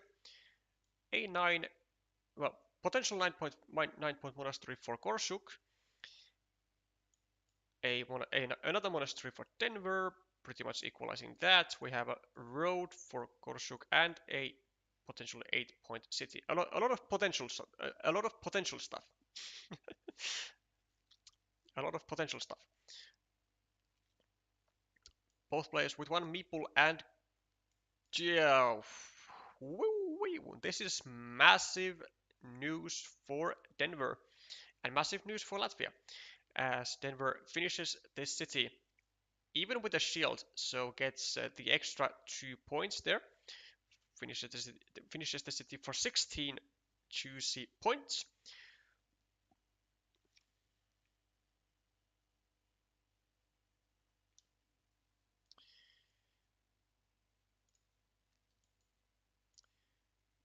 And Korshuk, oh, I think makes a mistake. Not only because he is now without meeples, but also because this this field meeple can so easily be equalized by a meeple of red by going over here. And also, like there's no need to go like this with a field meeple when this entire 9-point field here can still be taken like with just straight up with a curve. Now we are also in trouble with this meeple here, which it does actually have still one tile to get back to the hand of Korshuk.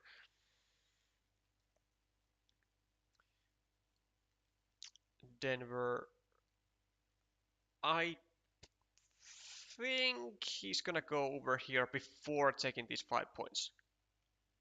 Although he could go there right now also, and then just drop a second meeple here. Nah, this one, oh, nah. This one I think is really weak.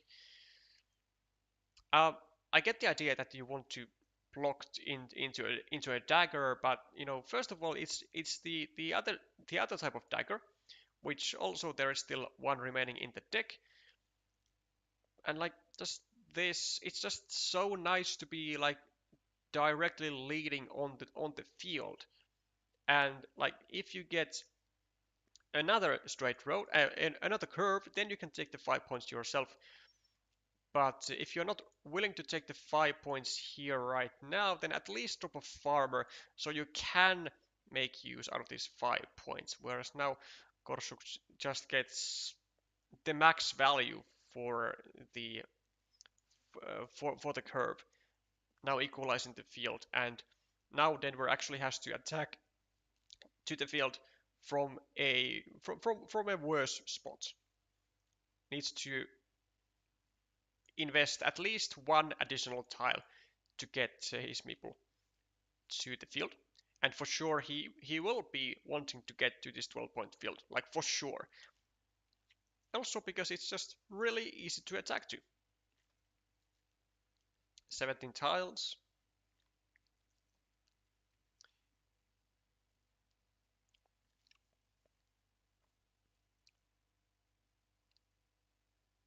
Or do this. Okay, sure. Would have preferred actually to do it on this side. So direct the road going to the left and drop a farmer here, so that if Korshuk gets the dagger, then he won't be able to drop a 9-point farmer of his own. Whereas now, if he gets the dagger, he not only gets his meeple back, but also is going to equalize that 9-point field immediately.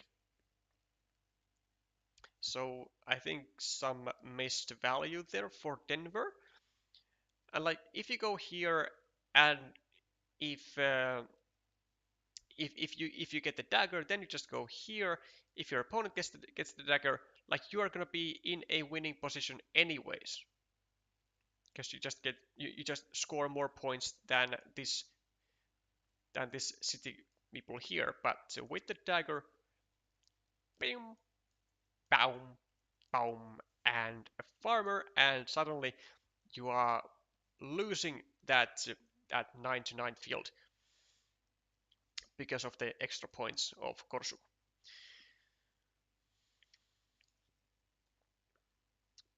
However, wait, what the fuck are we doing?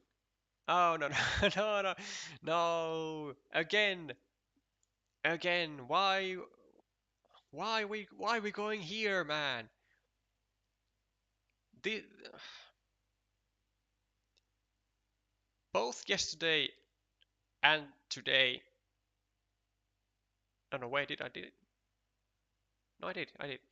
So both yesterday and today are like having a lot of kind of questionable field moves. Like, why would you go over here where you have to help your opponent if you want to get to the field, whereas you can just go here that has one connection opportunity from here without having the need of helping your opponent in finishing their road. And if this fails, then you can always go from here as well. But now you don't have the secondary option, even though there seem to be still a meaningful amount of regular curves remaining. Denver with the dagger, not quite the dagger that he wants to see. He wants to really see this right-hand sided dagger, but he'll be able to go like over here, I guess, to harass the city of Korshuk. Or maybe he goes over here, starts a city of his own, and also makes this road longer for whatever reason. Actually, there are no crossroads to take the road immediately, so maybe that's unnecessary. Actually, I reckon it's better to keep the road that like this, so that Denver can take 4 points with a triple city with a road, because there is still one of those remaining in the deck as well, but he does go for the extra city onto the field, which, an extra city is an extra city. However, Korshuk does get his people back, but we do benefit from this decision by 7 points. 3 curves indeed left. Also prevents the farmer you were talking about earlier. I mean, actually, it doesn't prevent the farmer. It like really doesn't prevent the farmer. I think Korshuk should definitely still be dropping the farmer if he gets the dagger, like very much, because then it's at least going to force Denver to either use a tile for blocking over here, or use a tile here and here to negate those 9 points from Korshuk. Also taking away 3 points from Denver himself, because he won't be double scoring the city. So basically 6 points for 2 moves if Korshuk is going to be able to drop a farmer over here at any point. So preventing the farmer of Korshuk after completing the city is not really what you should be hoping to do with this move, because it really doesn't prevent it. It just doesn't. The same threat still exists.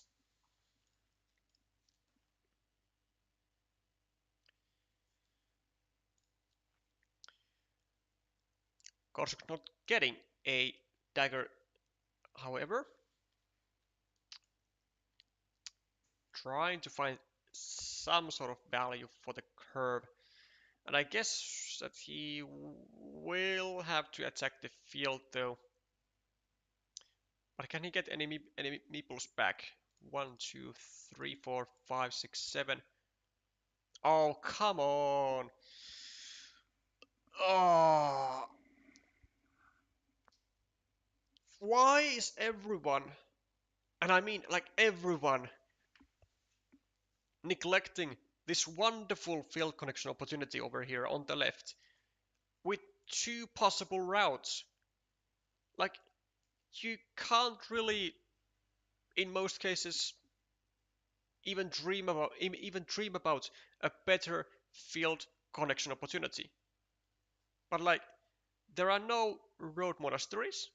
Like, this is the only way to get to the field. Why we going over here? Like, we could like at least go here. Like, at least go here, where the odds of getting to the field are better, because it is less likely to get blocked, because now you have, because now Denver has a field platform to block, a road platform to block, whereas if you go here, direct the road to the left, then Denver only has a field plus field platform to block. And then even in that scenario, you can always go from here. Again, 2 routes as opposed to 1 route is better. Is better. People really need to play fields better.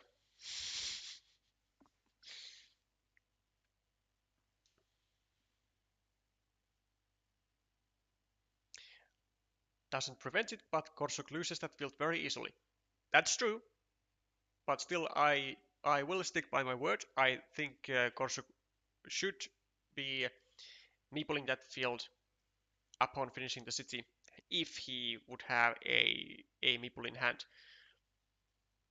just to be able to like suck up a few turns from Denver in connecting everything here.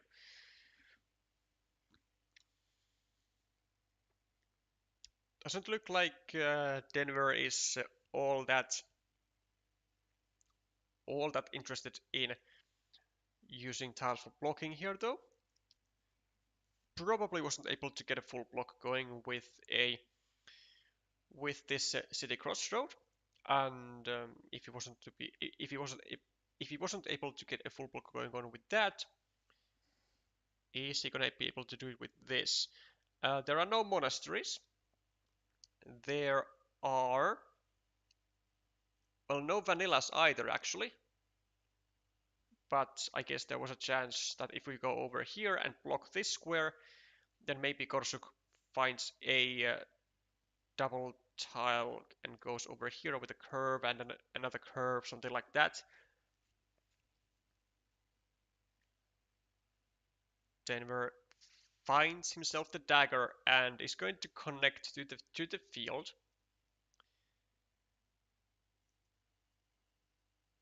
Wait, 1, 2, 3, 4, 5, 6, 7, 8. Yeah, there was still at least one dagger, at least one curve remaining. So this was still very much alive, and Denver simply playing it very safe here actually, and going with the third farmer to the field.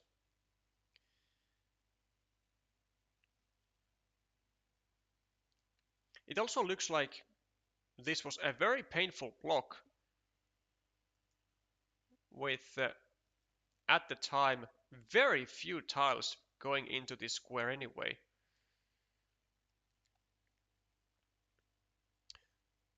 There was also a very small mistake here by Korshuk. Should have gone over, actually not even a very small, just a simple mistake. A 4-point mistake actually. Should have gone over here to prevent the unification of these cities, because now it's 2 points versus 6, because Denver gets 3 points more to the field and takes away 3 points from Korshuk. So that's net -4, versus if you go here, then it's 0 points for you, but also Denver will not be able to get any points with the with the curve. So a net ±0. So 4-point mistake there on the final turn for Korshuk. Not that it pays any significant meaning really, because the final the final point count is going to be pretty drastic, of over 30-point difference, and that is going to be a win on table 5 for Latvia. And I have a sense that Napalm Eye has also won his match based on the chat, and he has 2-0 on tables 3 and 4. 2-0 on table 3 and another 2-0 on table 4. And then we have a decider going on table 2. So Latvia is going to be advancing to the playoffs for sure, getting their 3rd win, and we can give them already a tap on the shoulder, and also on the back, because on the shoulder is just weird in this scenario. So let's take a look at the decider on table 2 with Chris Couches and Levitin.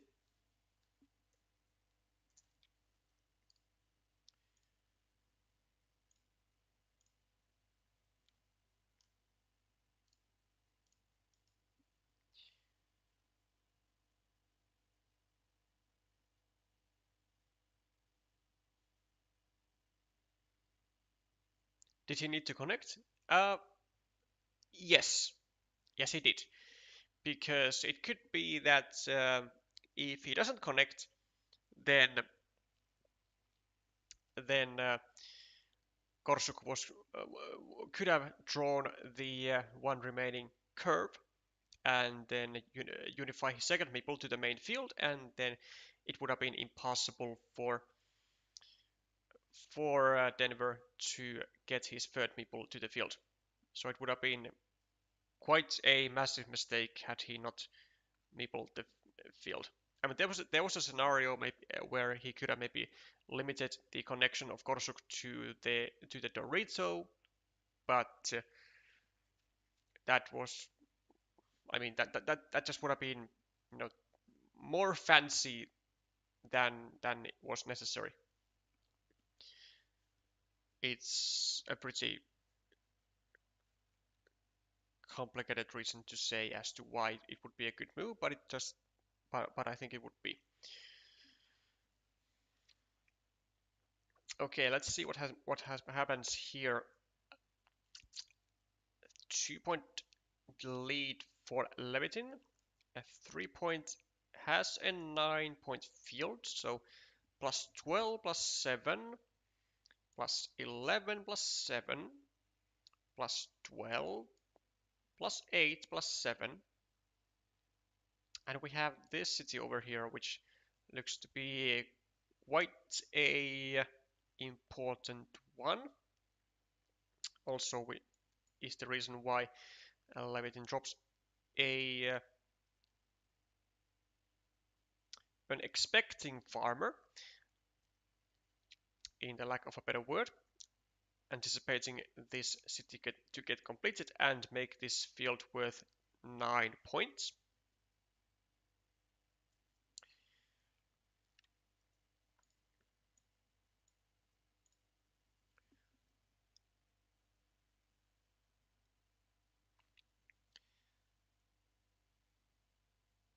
And a full block on the city does come as a result of Krishna not being able to defend it. 1, 2, 3, 4. Yeah, there was still one road Dorito left for the square, but not anymore. So looks like if Levitin, if Levitin is going to be able to draw the city crossroads, he's going to be in a very, very good shape. If he won't, then we are going to be having a lot of interesting action here. These 4 pointers are certainly going to help, as well as the extra points onto the field, which is now 12-point field. And Krish is more than likely to want and attack it, but goes for a monastery first, trying to score as aggressively as he can, trying to really count on those, no, trying to really rely on those city crossroads.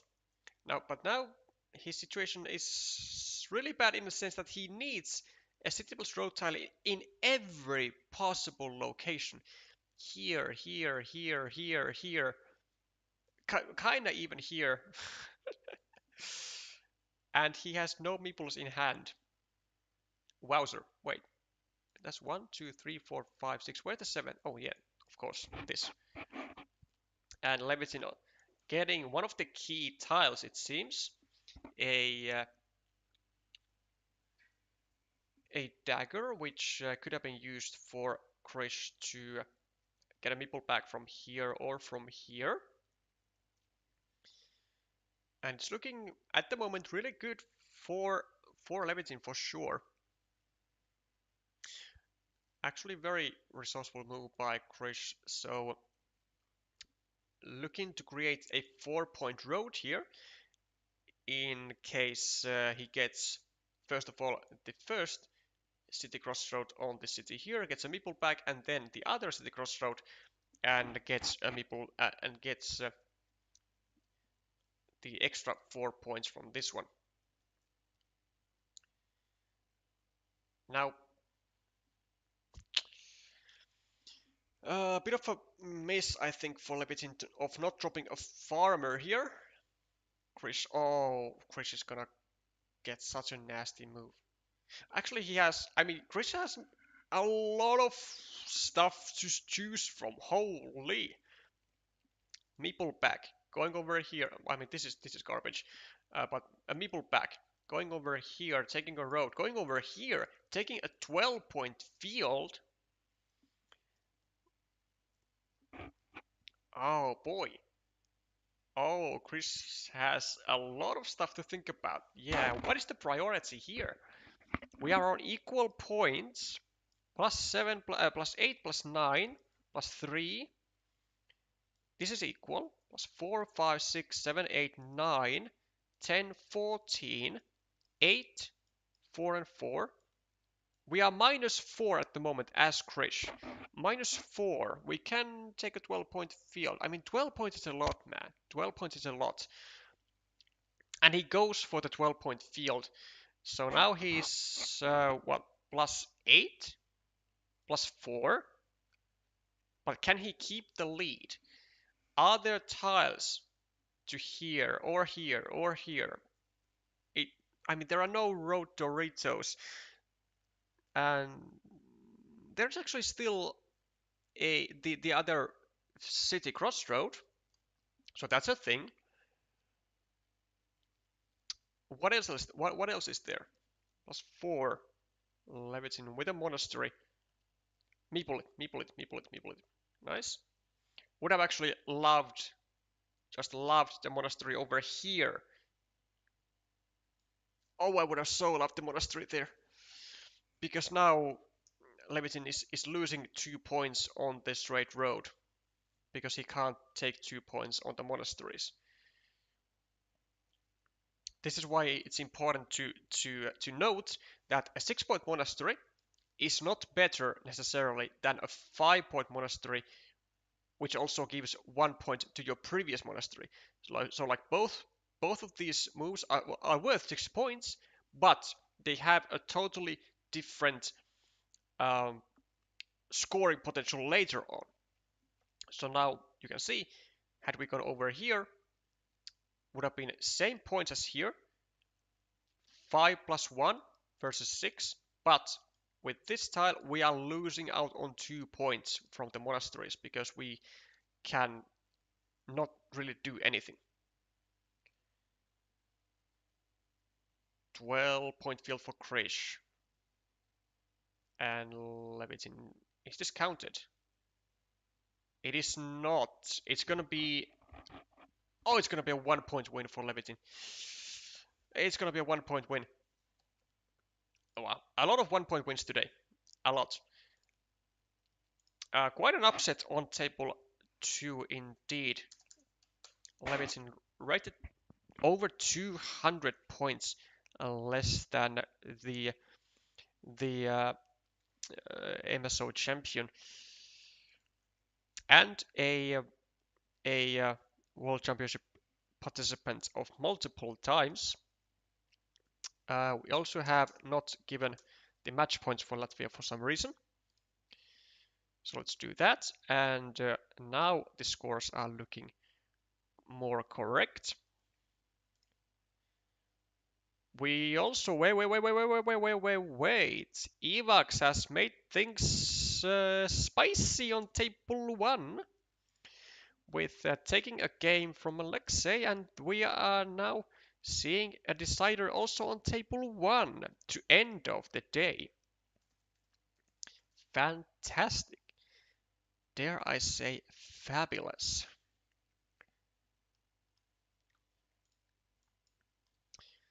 "36 tiles remaining and a quite a nice point lead for Alexei. Quite a nice indeed. Okay, well, we could, as Ivaks, go here, drop a farmer. Unless we want to do that, which...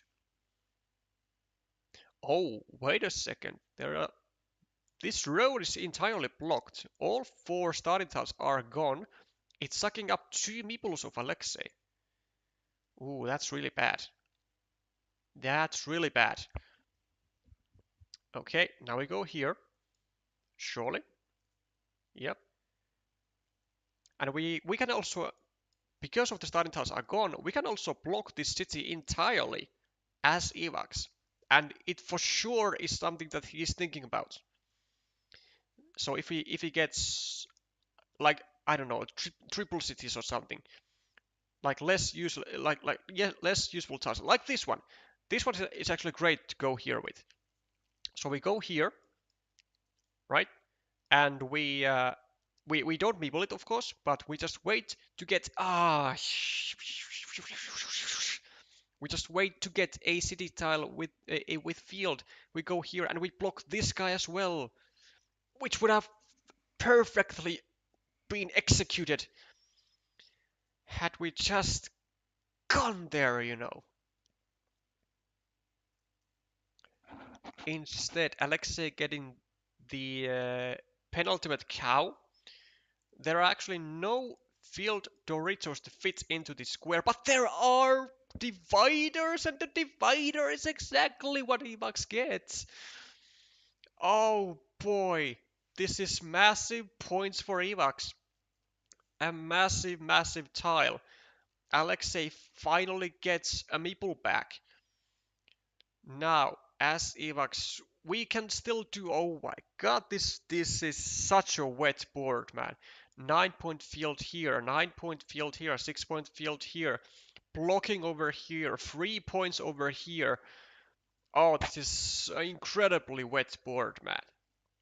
There are so many points to be taken. And Ivaks has the meeple majority, a permanent meeple majority, as a result of these nicely blocked 2 meeples. I wonder how this situation even got to be, because you very rarely see roads with 2 meeples against 0.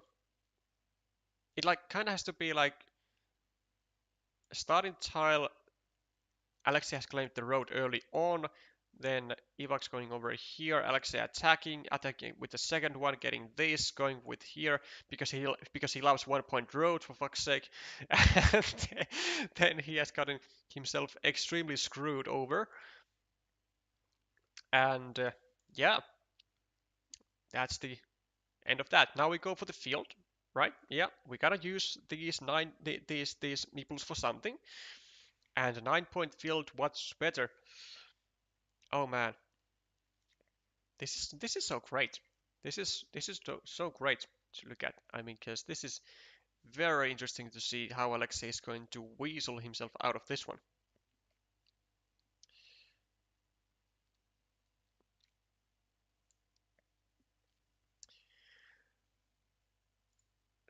One point, 2 points is what he takes, and as Ivaks, we really gotta go.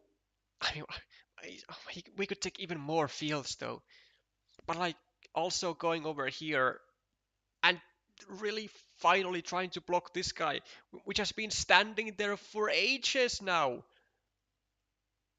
But actually, wait. There are no starting tiles. There are no city crossroads. There's only one city cap to go here as a whole. Wait. Oh, but there are road Doritos. Okay, this one is also. It's. I think it's less good than really utilizing your meeple advantage and taking a second field even. But this is also fine. But like, we the road Doritos and the dagger. I mean, it would be such a nice thing for Ivaks to be able to block the square of Alexei. I mean, it's just they're like a sitting duck. Now surely we go. We could go here though, but okay, we can now go here and okay, Alexei gets a save, which he should be doing, of course, because this square is so easily blockable. Like going over here, preparing a 3-point road, either with a road Dorito or with a dagger. Either one works. If he does anything else, I will. I don't know. I will not trust his abilities in this game for the entirety of the next half an hour.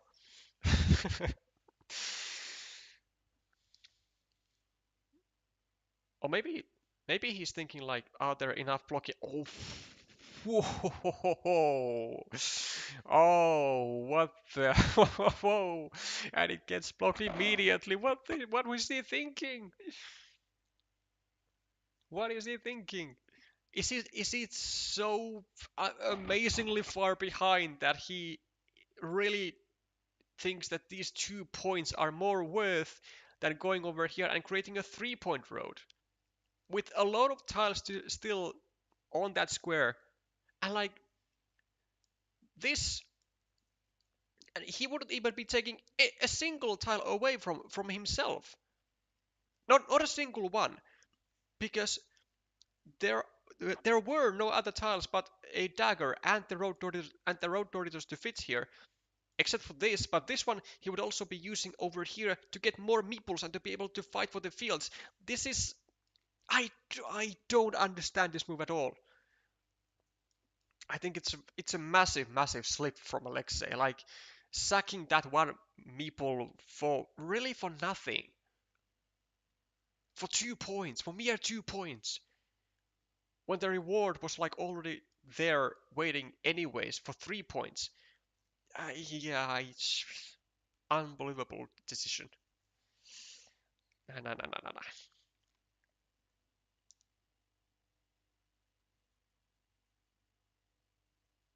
Alexei did that in the 2023 World Championships against Avolsa, and it worked great.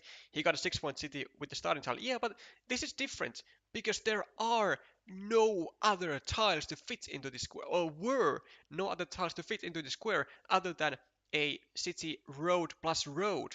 There are no starting tiles, and now the one and only remaining triple city with the road is also gone. Like Alexei is part of my language, but Alexei is fucked. uh,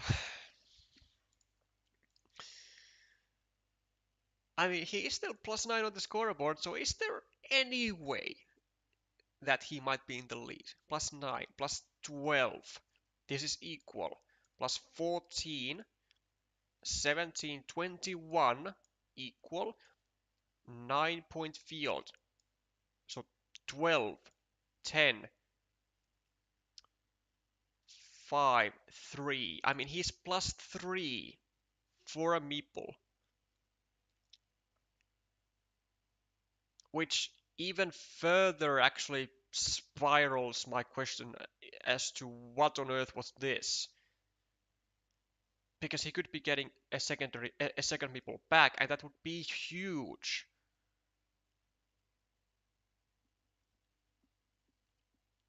Yeah, don't like it, don't like it.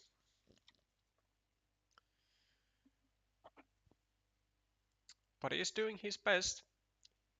He's doing what he thinks he can win with, and if he can win with that, I will applaud him.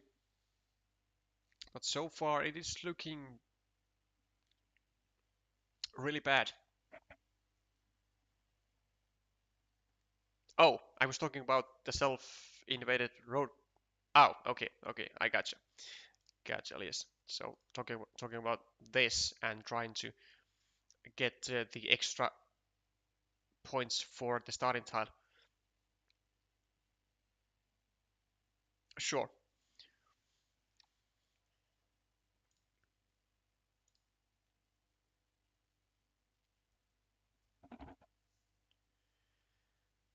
+3 for Alexei, 12 tiles. Empty city caps on the field of Ivaks. Even one city cap would put Ivaks in a big lead.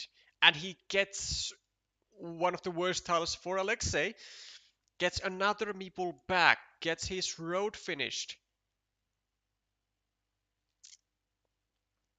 And then he's going to be able to drop a farmer over here, maybe over here, wherever he wants. This is horrible news for Alexei.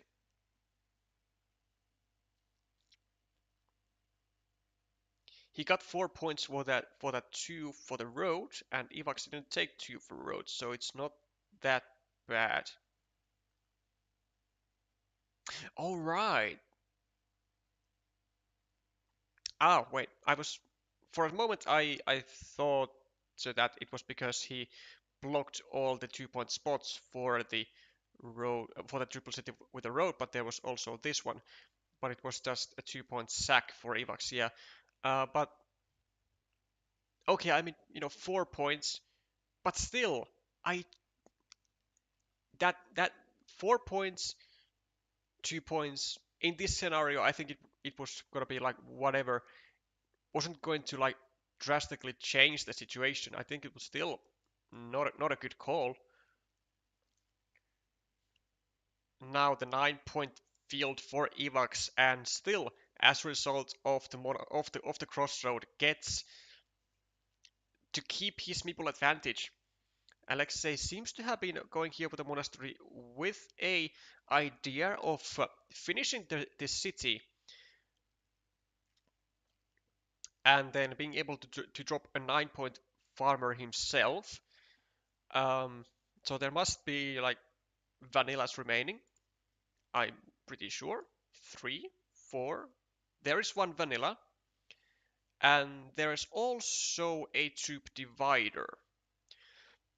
So this is indeed going to be a potential 9-point move for Alexei, which is a fine spot, which I think Ivan should also take. Or maybe not. I mean, maybe these can be unified. But still, Ivaks is ahead by like a lot, actually, by like 6 points or something. So yeah, taking these and kind of spending 2 moves from Alexei to unify, if that is even possible, which I actually doubt, seeing all the road tiles here. This is just really painful killing blow to Alexei in my eyes.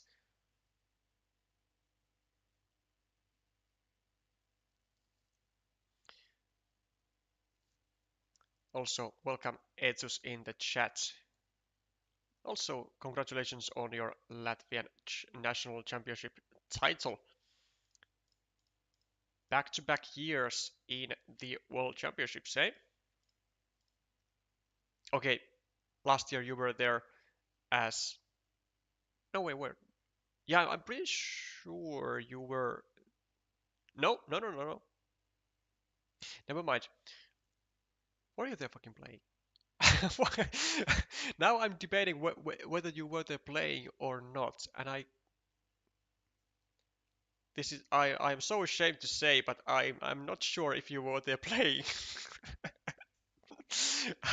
I'm not sure if you were playing there. I think you were.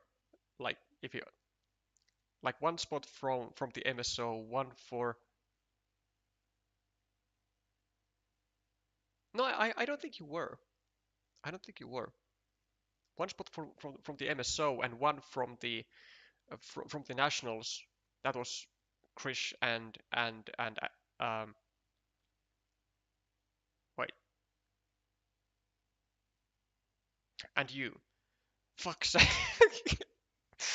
I'm way too tired, man. I'm way too tired. Yeah. Sorry, man. My bad. My bad. I was hallucinating that that for some reason Alexei was actually in the World Championships the last year, but he wasn't.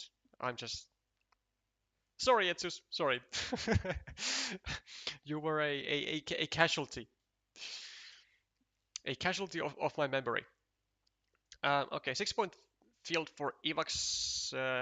Alexei gets himself the divider, gets to get to the 9 point field, and now gets to have a 6 point city here.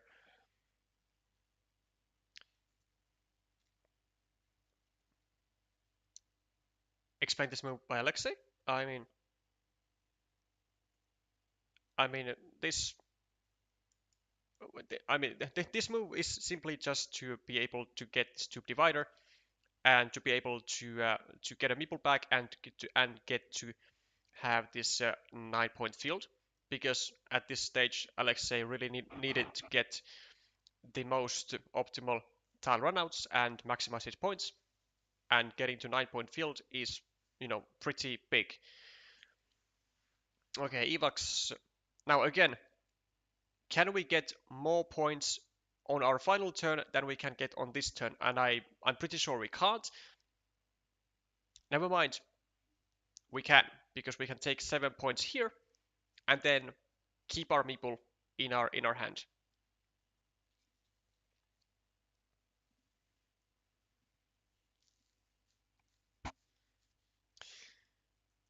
So 7 points seems very obvious. But Ivaks is thinking for some reason. And I don't know what he was thinking, but like this seemed like just a very instant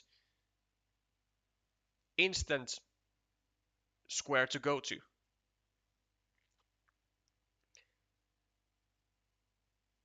Oh, last year Chris was first, but ceded the spot for Etsus, who was second in national due to the MSO. Ah, okay. So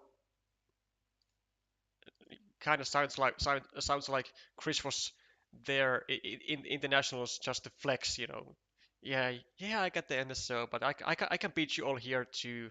And so I did. But you can have my spots because I don't need it. I already got it. Ah, brothers. The brotherly, the brotherly love. It's a pretty good gift though, being able to get to gift a world championship a world championship spot.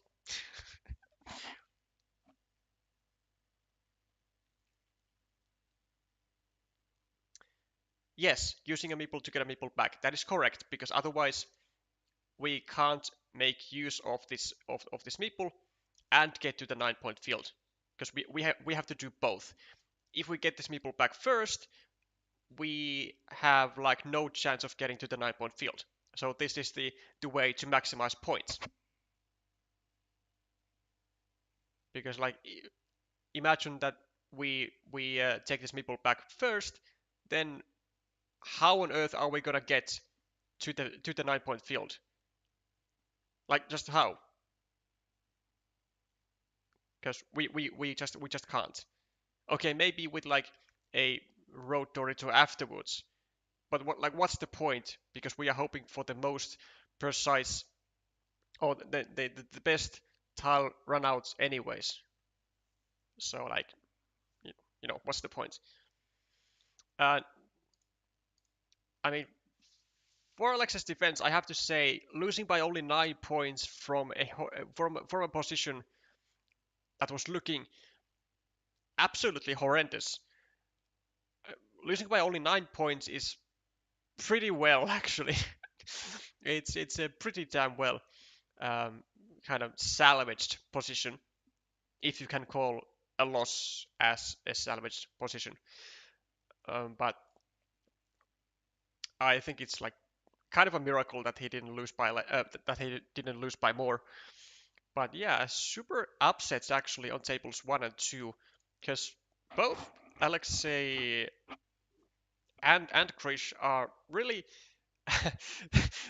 the the top two players from Latvia who I believe are there to get the money home, so to say, you know.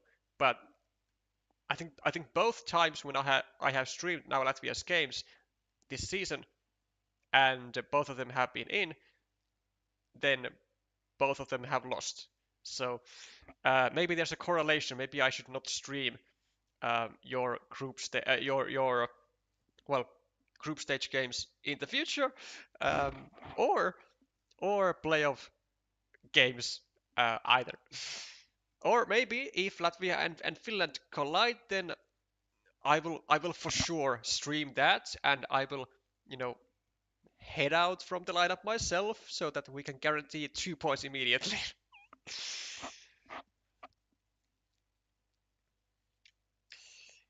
Alexei got all the road Doritos after not protecting his city for a road Dorito. I mean, that's what I'm saying. Like, there were still a lot of tiles to actually continue his city, or even finish the city. I'm not sure if he got actually the dagger as well.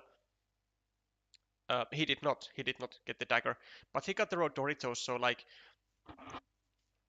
I'm not sure. I still don't like his move with the crossroad um, and sacking the city. My idea was not to get that meeple back and keep the one you already have. Yeah, but what are we gonna use it though?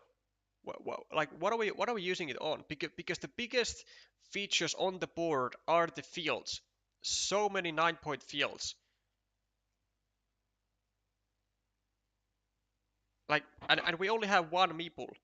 We can't get meeples back from anywhere else. Like what are we supposed to use our one meeple on? We gotta use it on something. And 9 point fields are I think the way to go. Because they are simply again the biggest features on the board. Well, almost. There was like a 12 point um, field in the end, but like that was way in the end. So for the majority of the game, 9 pointers were like the only ones that there were really remaining, and I think Alexei still played um, like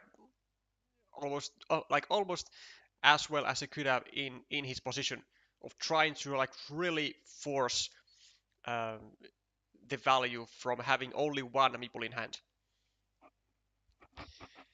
Welcome, Alexei.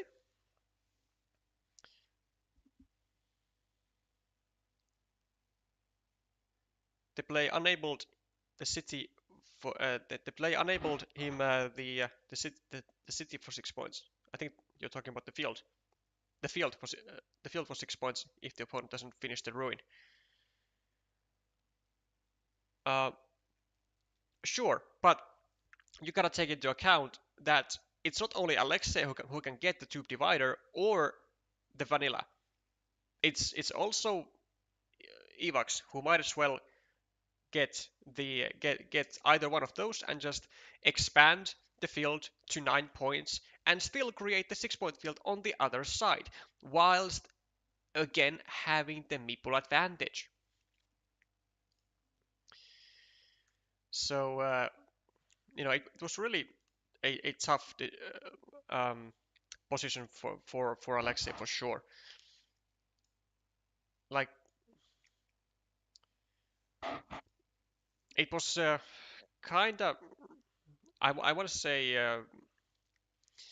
uh, not as nice maybe of Ivaks also going over here, for example, with the extender. I think risking somewhat well yeah somewhat risking his feature of getting blocked versus going for versus going for a block that was that had a pretty high success rate, I would say. Was rather odd,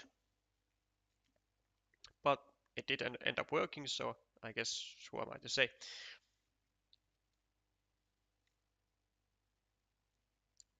But in any case, you need the divider, so why not keep a meeple while you wait for it? Yeah, I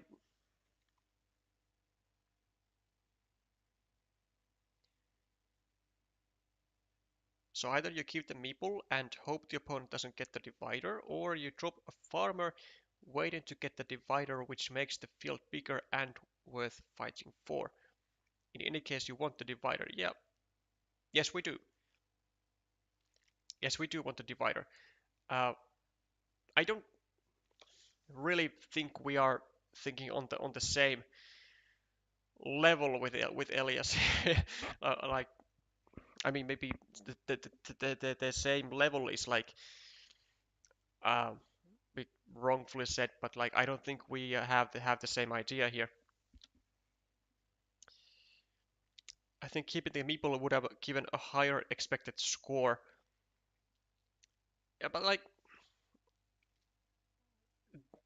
the board was wet in a sense that it had a lot of farms to claim. It wasn't wet in the sense that we had a lot of quick points to take without a meeple investment, because quick points are a form of making points without a meeple investment. They are not the same as claiming fields. And in that sense, the board wasn't really wet. It was quite dry, honestly, because with only one meeple, Alexei would have to really just lay down city caps somewhere without meepling them and just hoping that his opponent doesn't draw the tiles to get them. Like all the potential scoring opportunities for Alexei were pretty much such that he needed to risk his final meeple in being invested and maybe be without a meeple like 1 or 2 turns, and that was like a better like one of the better scenarios um, that was probably going through his head because he was that far behind.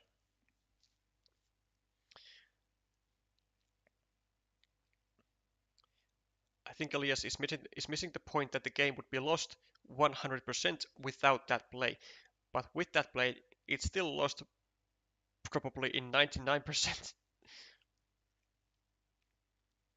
Alexei, we are talking about uh, this moment right here when you meepled the uh, the then 6-point field, well, actually then 0-point field with the road Dorito, and you were anticipating the tube divider to get to the then 9-point field and being able to like really push your advantage with having only one meeple.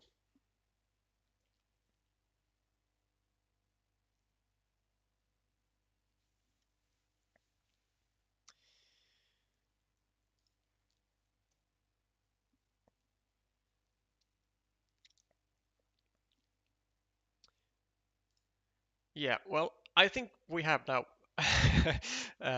talked through that one. I will come back to your comments, Alexei, in a bit. Meanwhile, when you form those up, we will take a look at the tournament situation and the upcoming matches this week.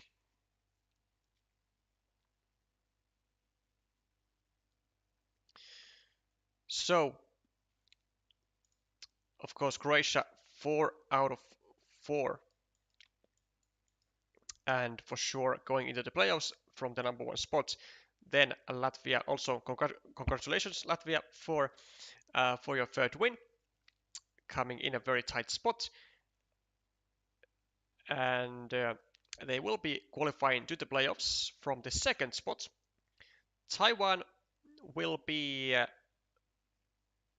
finishing on the third spot in Group G with a +-0 tiebreaker, which is not really all that great. I don't think they will be qualifying. I mean, especially with 2 wins, it might be difficult. Actually, never mind, because almost like all third place finishes, if not all, will have 2 wins because in the groups of 6, the win against the 6th placed team will be taken away. But the tiebreaker is still like just not good for that.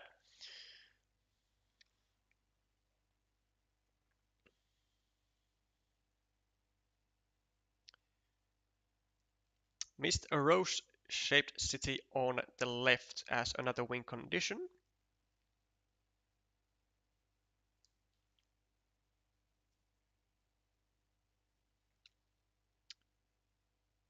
There were 2 more remaining, so I could have started building a 12-point city on the left. That's annoying to block. Ah, that's what you mean. Okay. So let me actually pull this. Let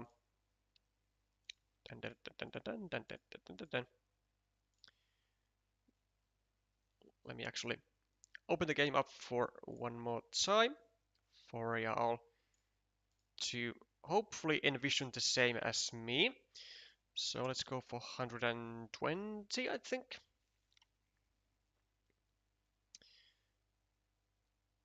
So what we're talking about is making a rose-shaped city over here with the road with the road Doritos and maybe with like a field Dorito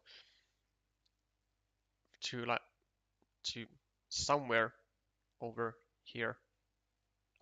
I was envisioning like this, but now after mentioning it, it doesn't seem right because this was too late in the game.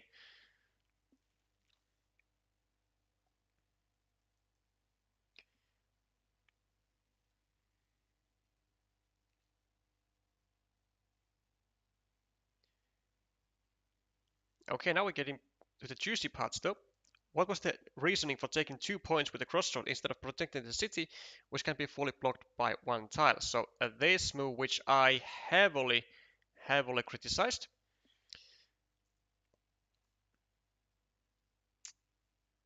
problem is that defense costs like 5 points there. So going over here. And if I get a road Dorito, then my city immediately gets blocked after. Yeah, I mean, sure, there is a point there, sure, but it would still require more than one tile. So like, let's say we don't go here, but we go here. Then we get a road Dorito. We take the 3 points. We also get another point to our city. And then our opponent, and then Ivaks keeps blocking, right? Over here or over here.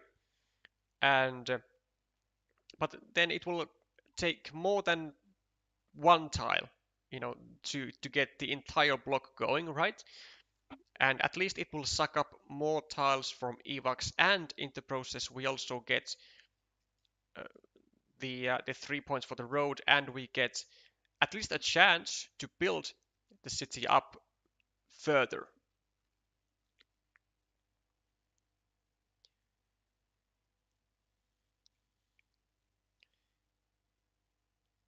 Really protecting it towards the dagger.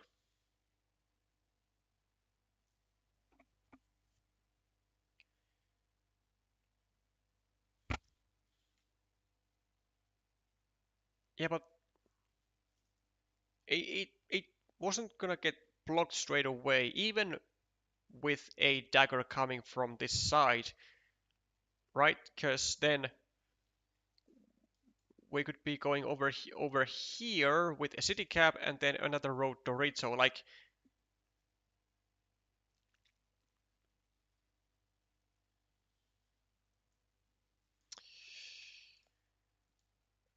yeah, I mean, despite your efforts of trying to say that it was the best move that you could find, I still find it hard to believe that it actually was, because I just don't see the same potential here. It's just really difficult for me to see the same potential. Let's say if my opponent gets a curve and uses it for blocking, then I get a curve to grab the quick points, and that's already a 6-point swing.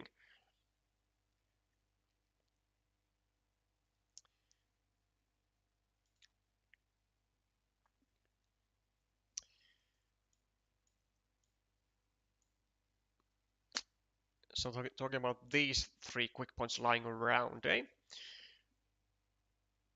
So instead of, yeah, so like that's why instead of forming a 3-point road over here and saving the city, it would be like if it gets blocked, it gets blocked, but at least the same tiles that were available here are then going to be available over here to snatch those 3 points instead of Ivaks getting those 3 points. So that's basically what Alexei is saying, if I understand this correctly.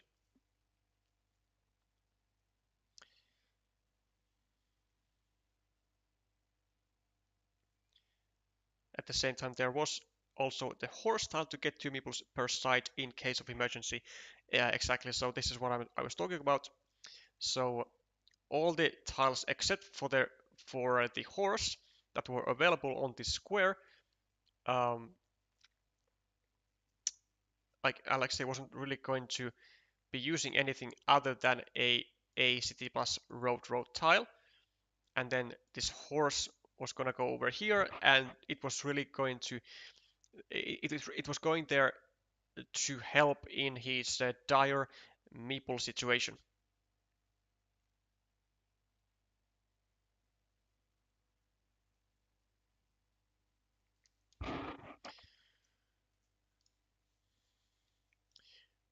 Okay, that was fun. Well, you can certainly thank your teammates for clutching it out with a classic 3-2.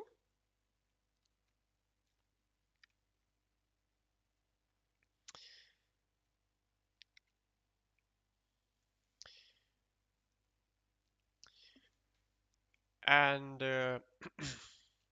yeah, upcoming matches. So tomorrow at 17:30 UTC time, we will be going for Catalonia, Hungary. Um, I am trusting my fellow streamers to take Colombia, Greece, or maybe the other way around too. Let's see who comes up with what first. And then no other matches except for these two scheduled for Thursday, which is kind of a shame because it seems like we have again a a ton of matches scheduled for Saturday and Sunday. So as you can see, Hong Kong, Hong Kong, Australia. Um, so these are Saturday matches, so, right? Hong Kong, Australia, Czech Republic, Malaysia, Thailand, Mexico, Portugal, Romania. Then on Sunday already Japan, United States, China, Finland. For the yeah, this is for the group win for sure. Well, pretty sure. Actually, I am for sure. Um, yeah, this is for the group win. Then RCB Germany, UK Chile, and Slovakia Italy. So again, not surprisingly, Sunday and Saturday full of action. And it's gonna be especially interesting to see finally how the group stage is going to form up. So far, do we have any other certain playoff countries other than Croatia and Latvia? Well, China is there for sure. China is there with 4 wins, and then these ones difficult to say yet. Anything can still happen. Then, well, we have Ukraine there for sure with 4 wins,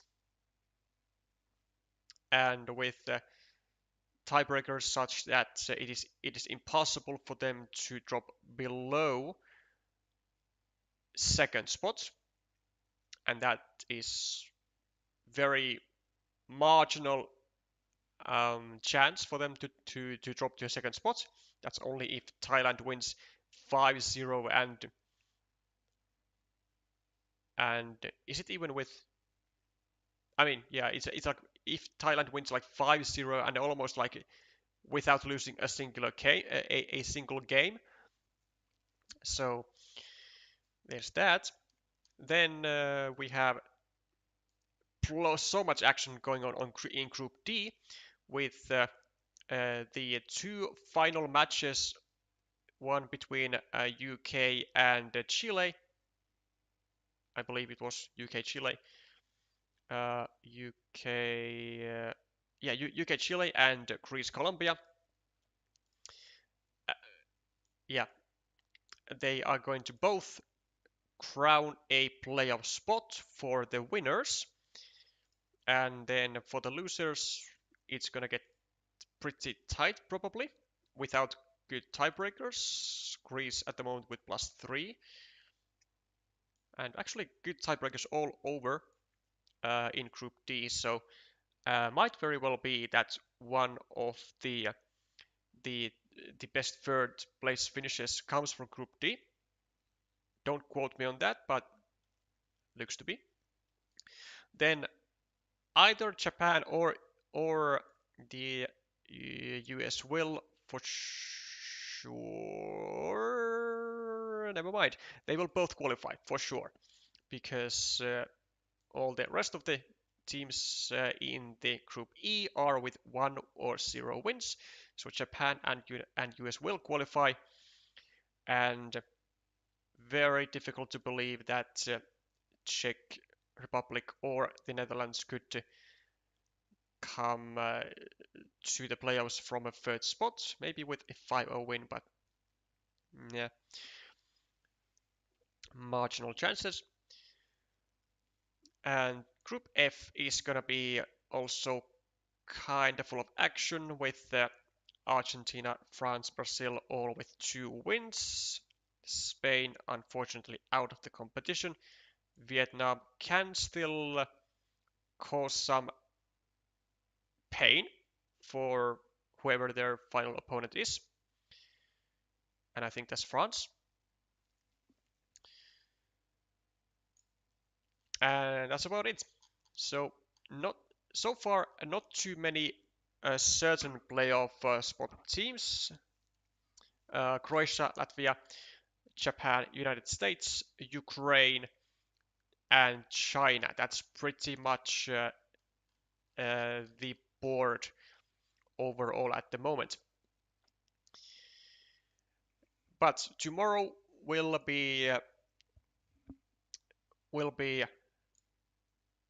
delightful in a sense that we will be seeing more playoff teams and maybe more sorrows as well for the other teams. Okay, enough of me blabbering though. Colombia Greece is a banger, but sadly an hour early for me. All hope on WTCOC. We shall certainly hope so. Okay, that's where we are going to be wrapping up the stream finally after so much additional talking. Thank you all for joining. Thank you all for sticking all the way until the end, and thank you for a great viewership count. Actually, about 30 viewers average or so. If you do enjoy this type of Carcassonne content, then there is an easy way to support the channel by subscribing or by liking this stream. I will be seeing you tomorrow evening European time with some more decider matches of World Team Carcassonne Online Championships group stage with either Colombia, Greece or Catalonia, Hungary. Bye for now.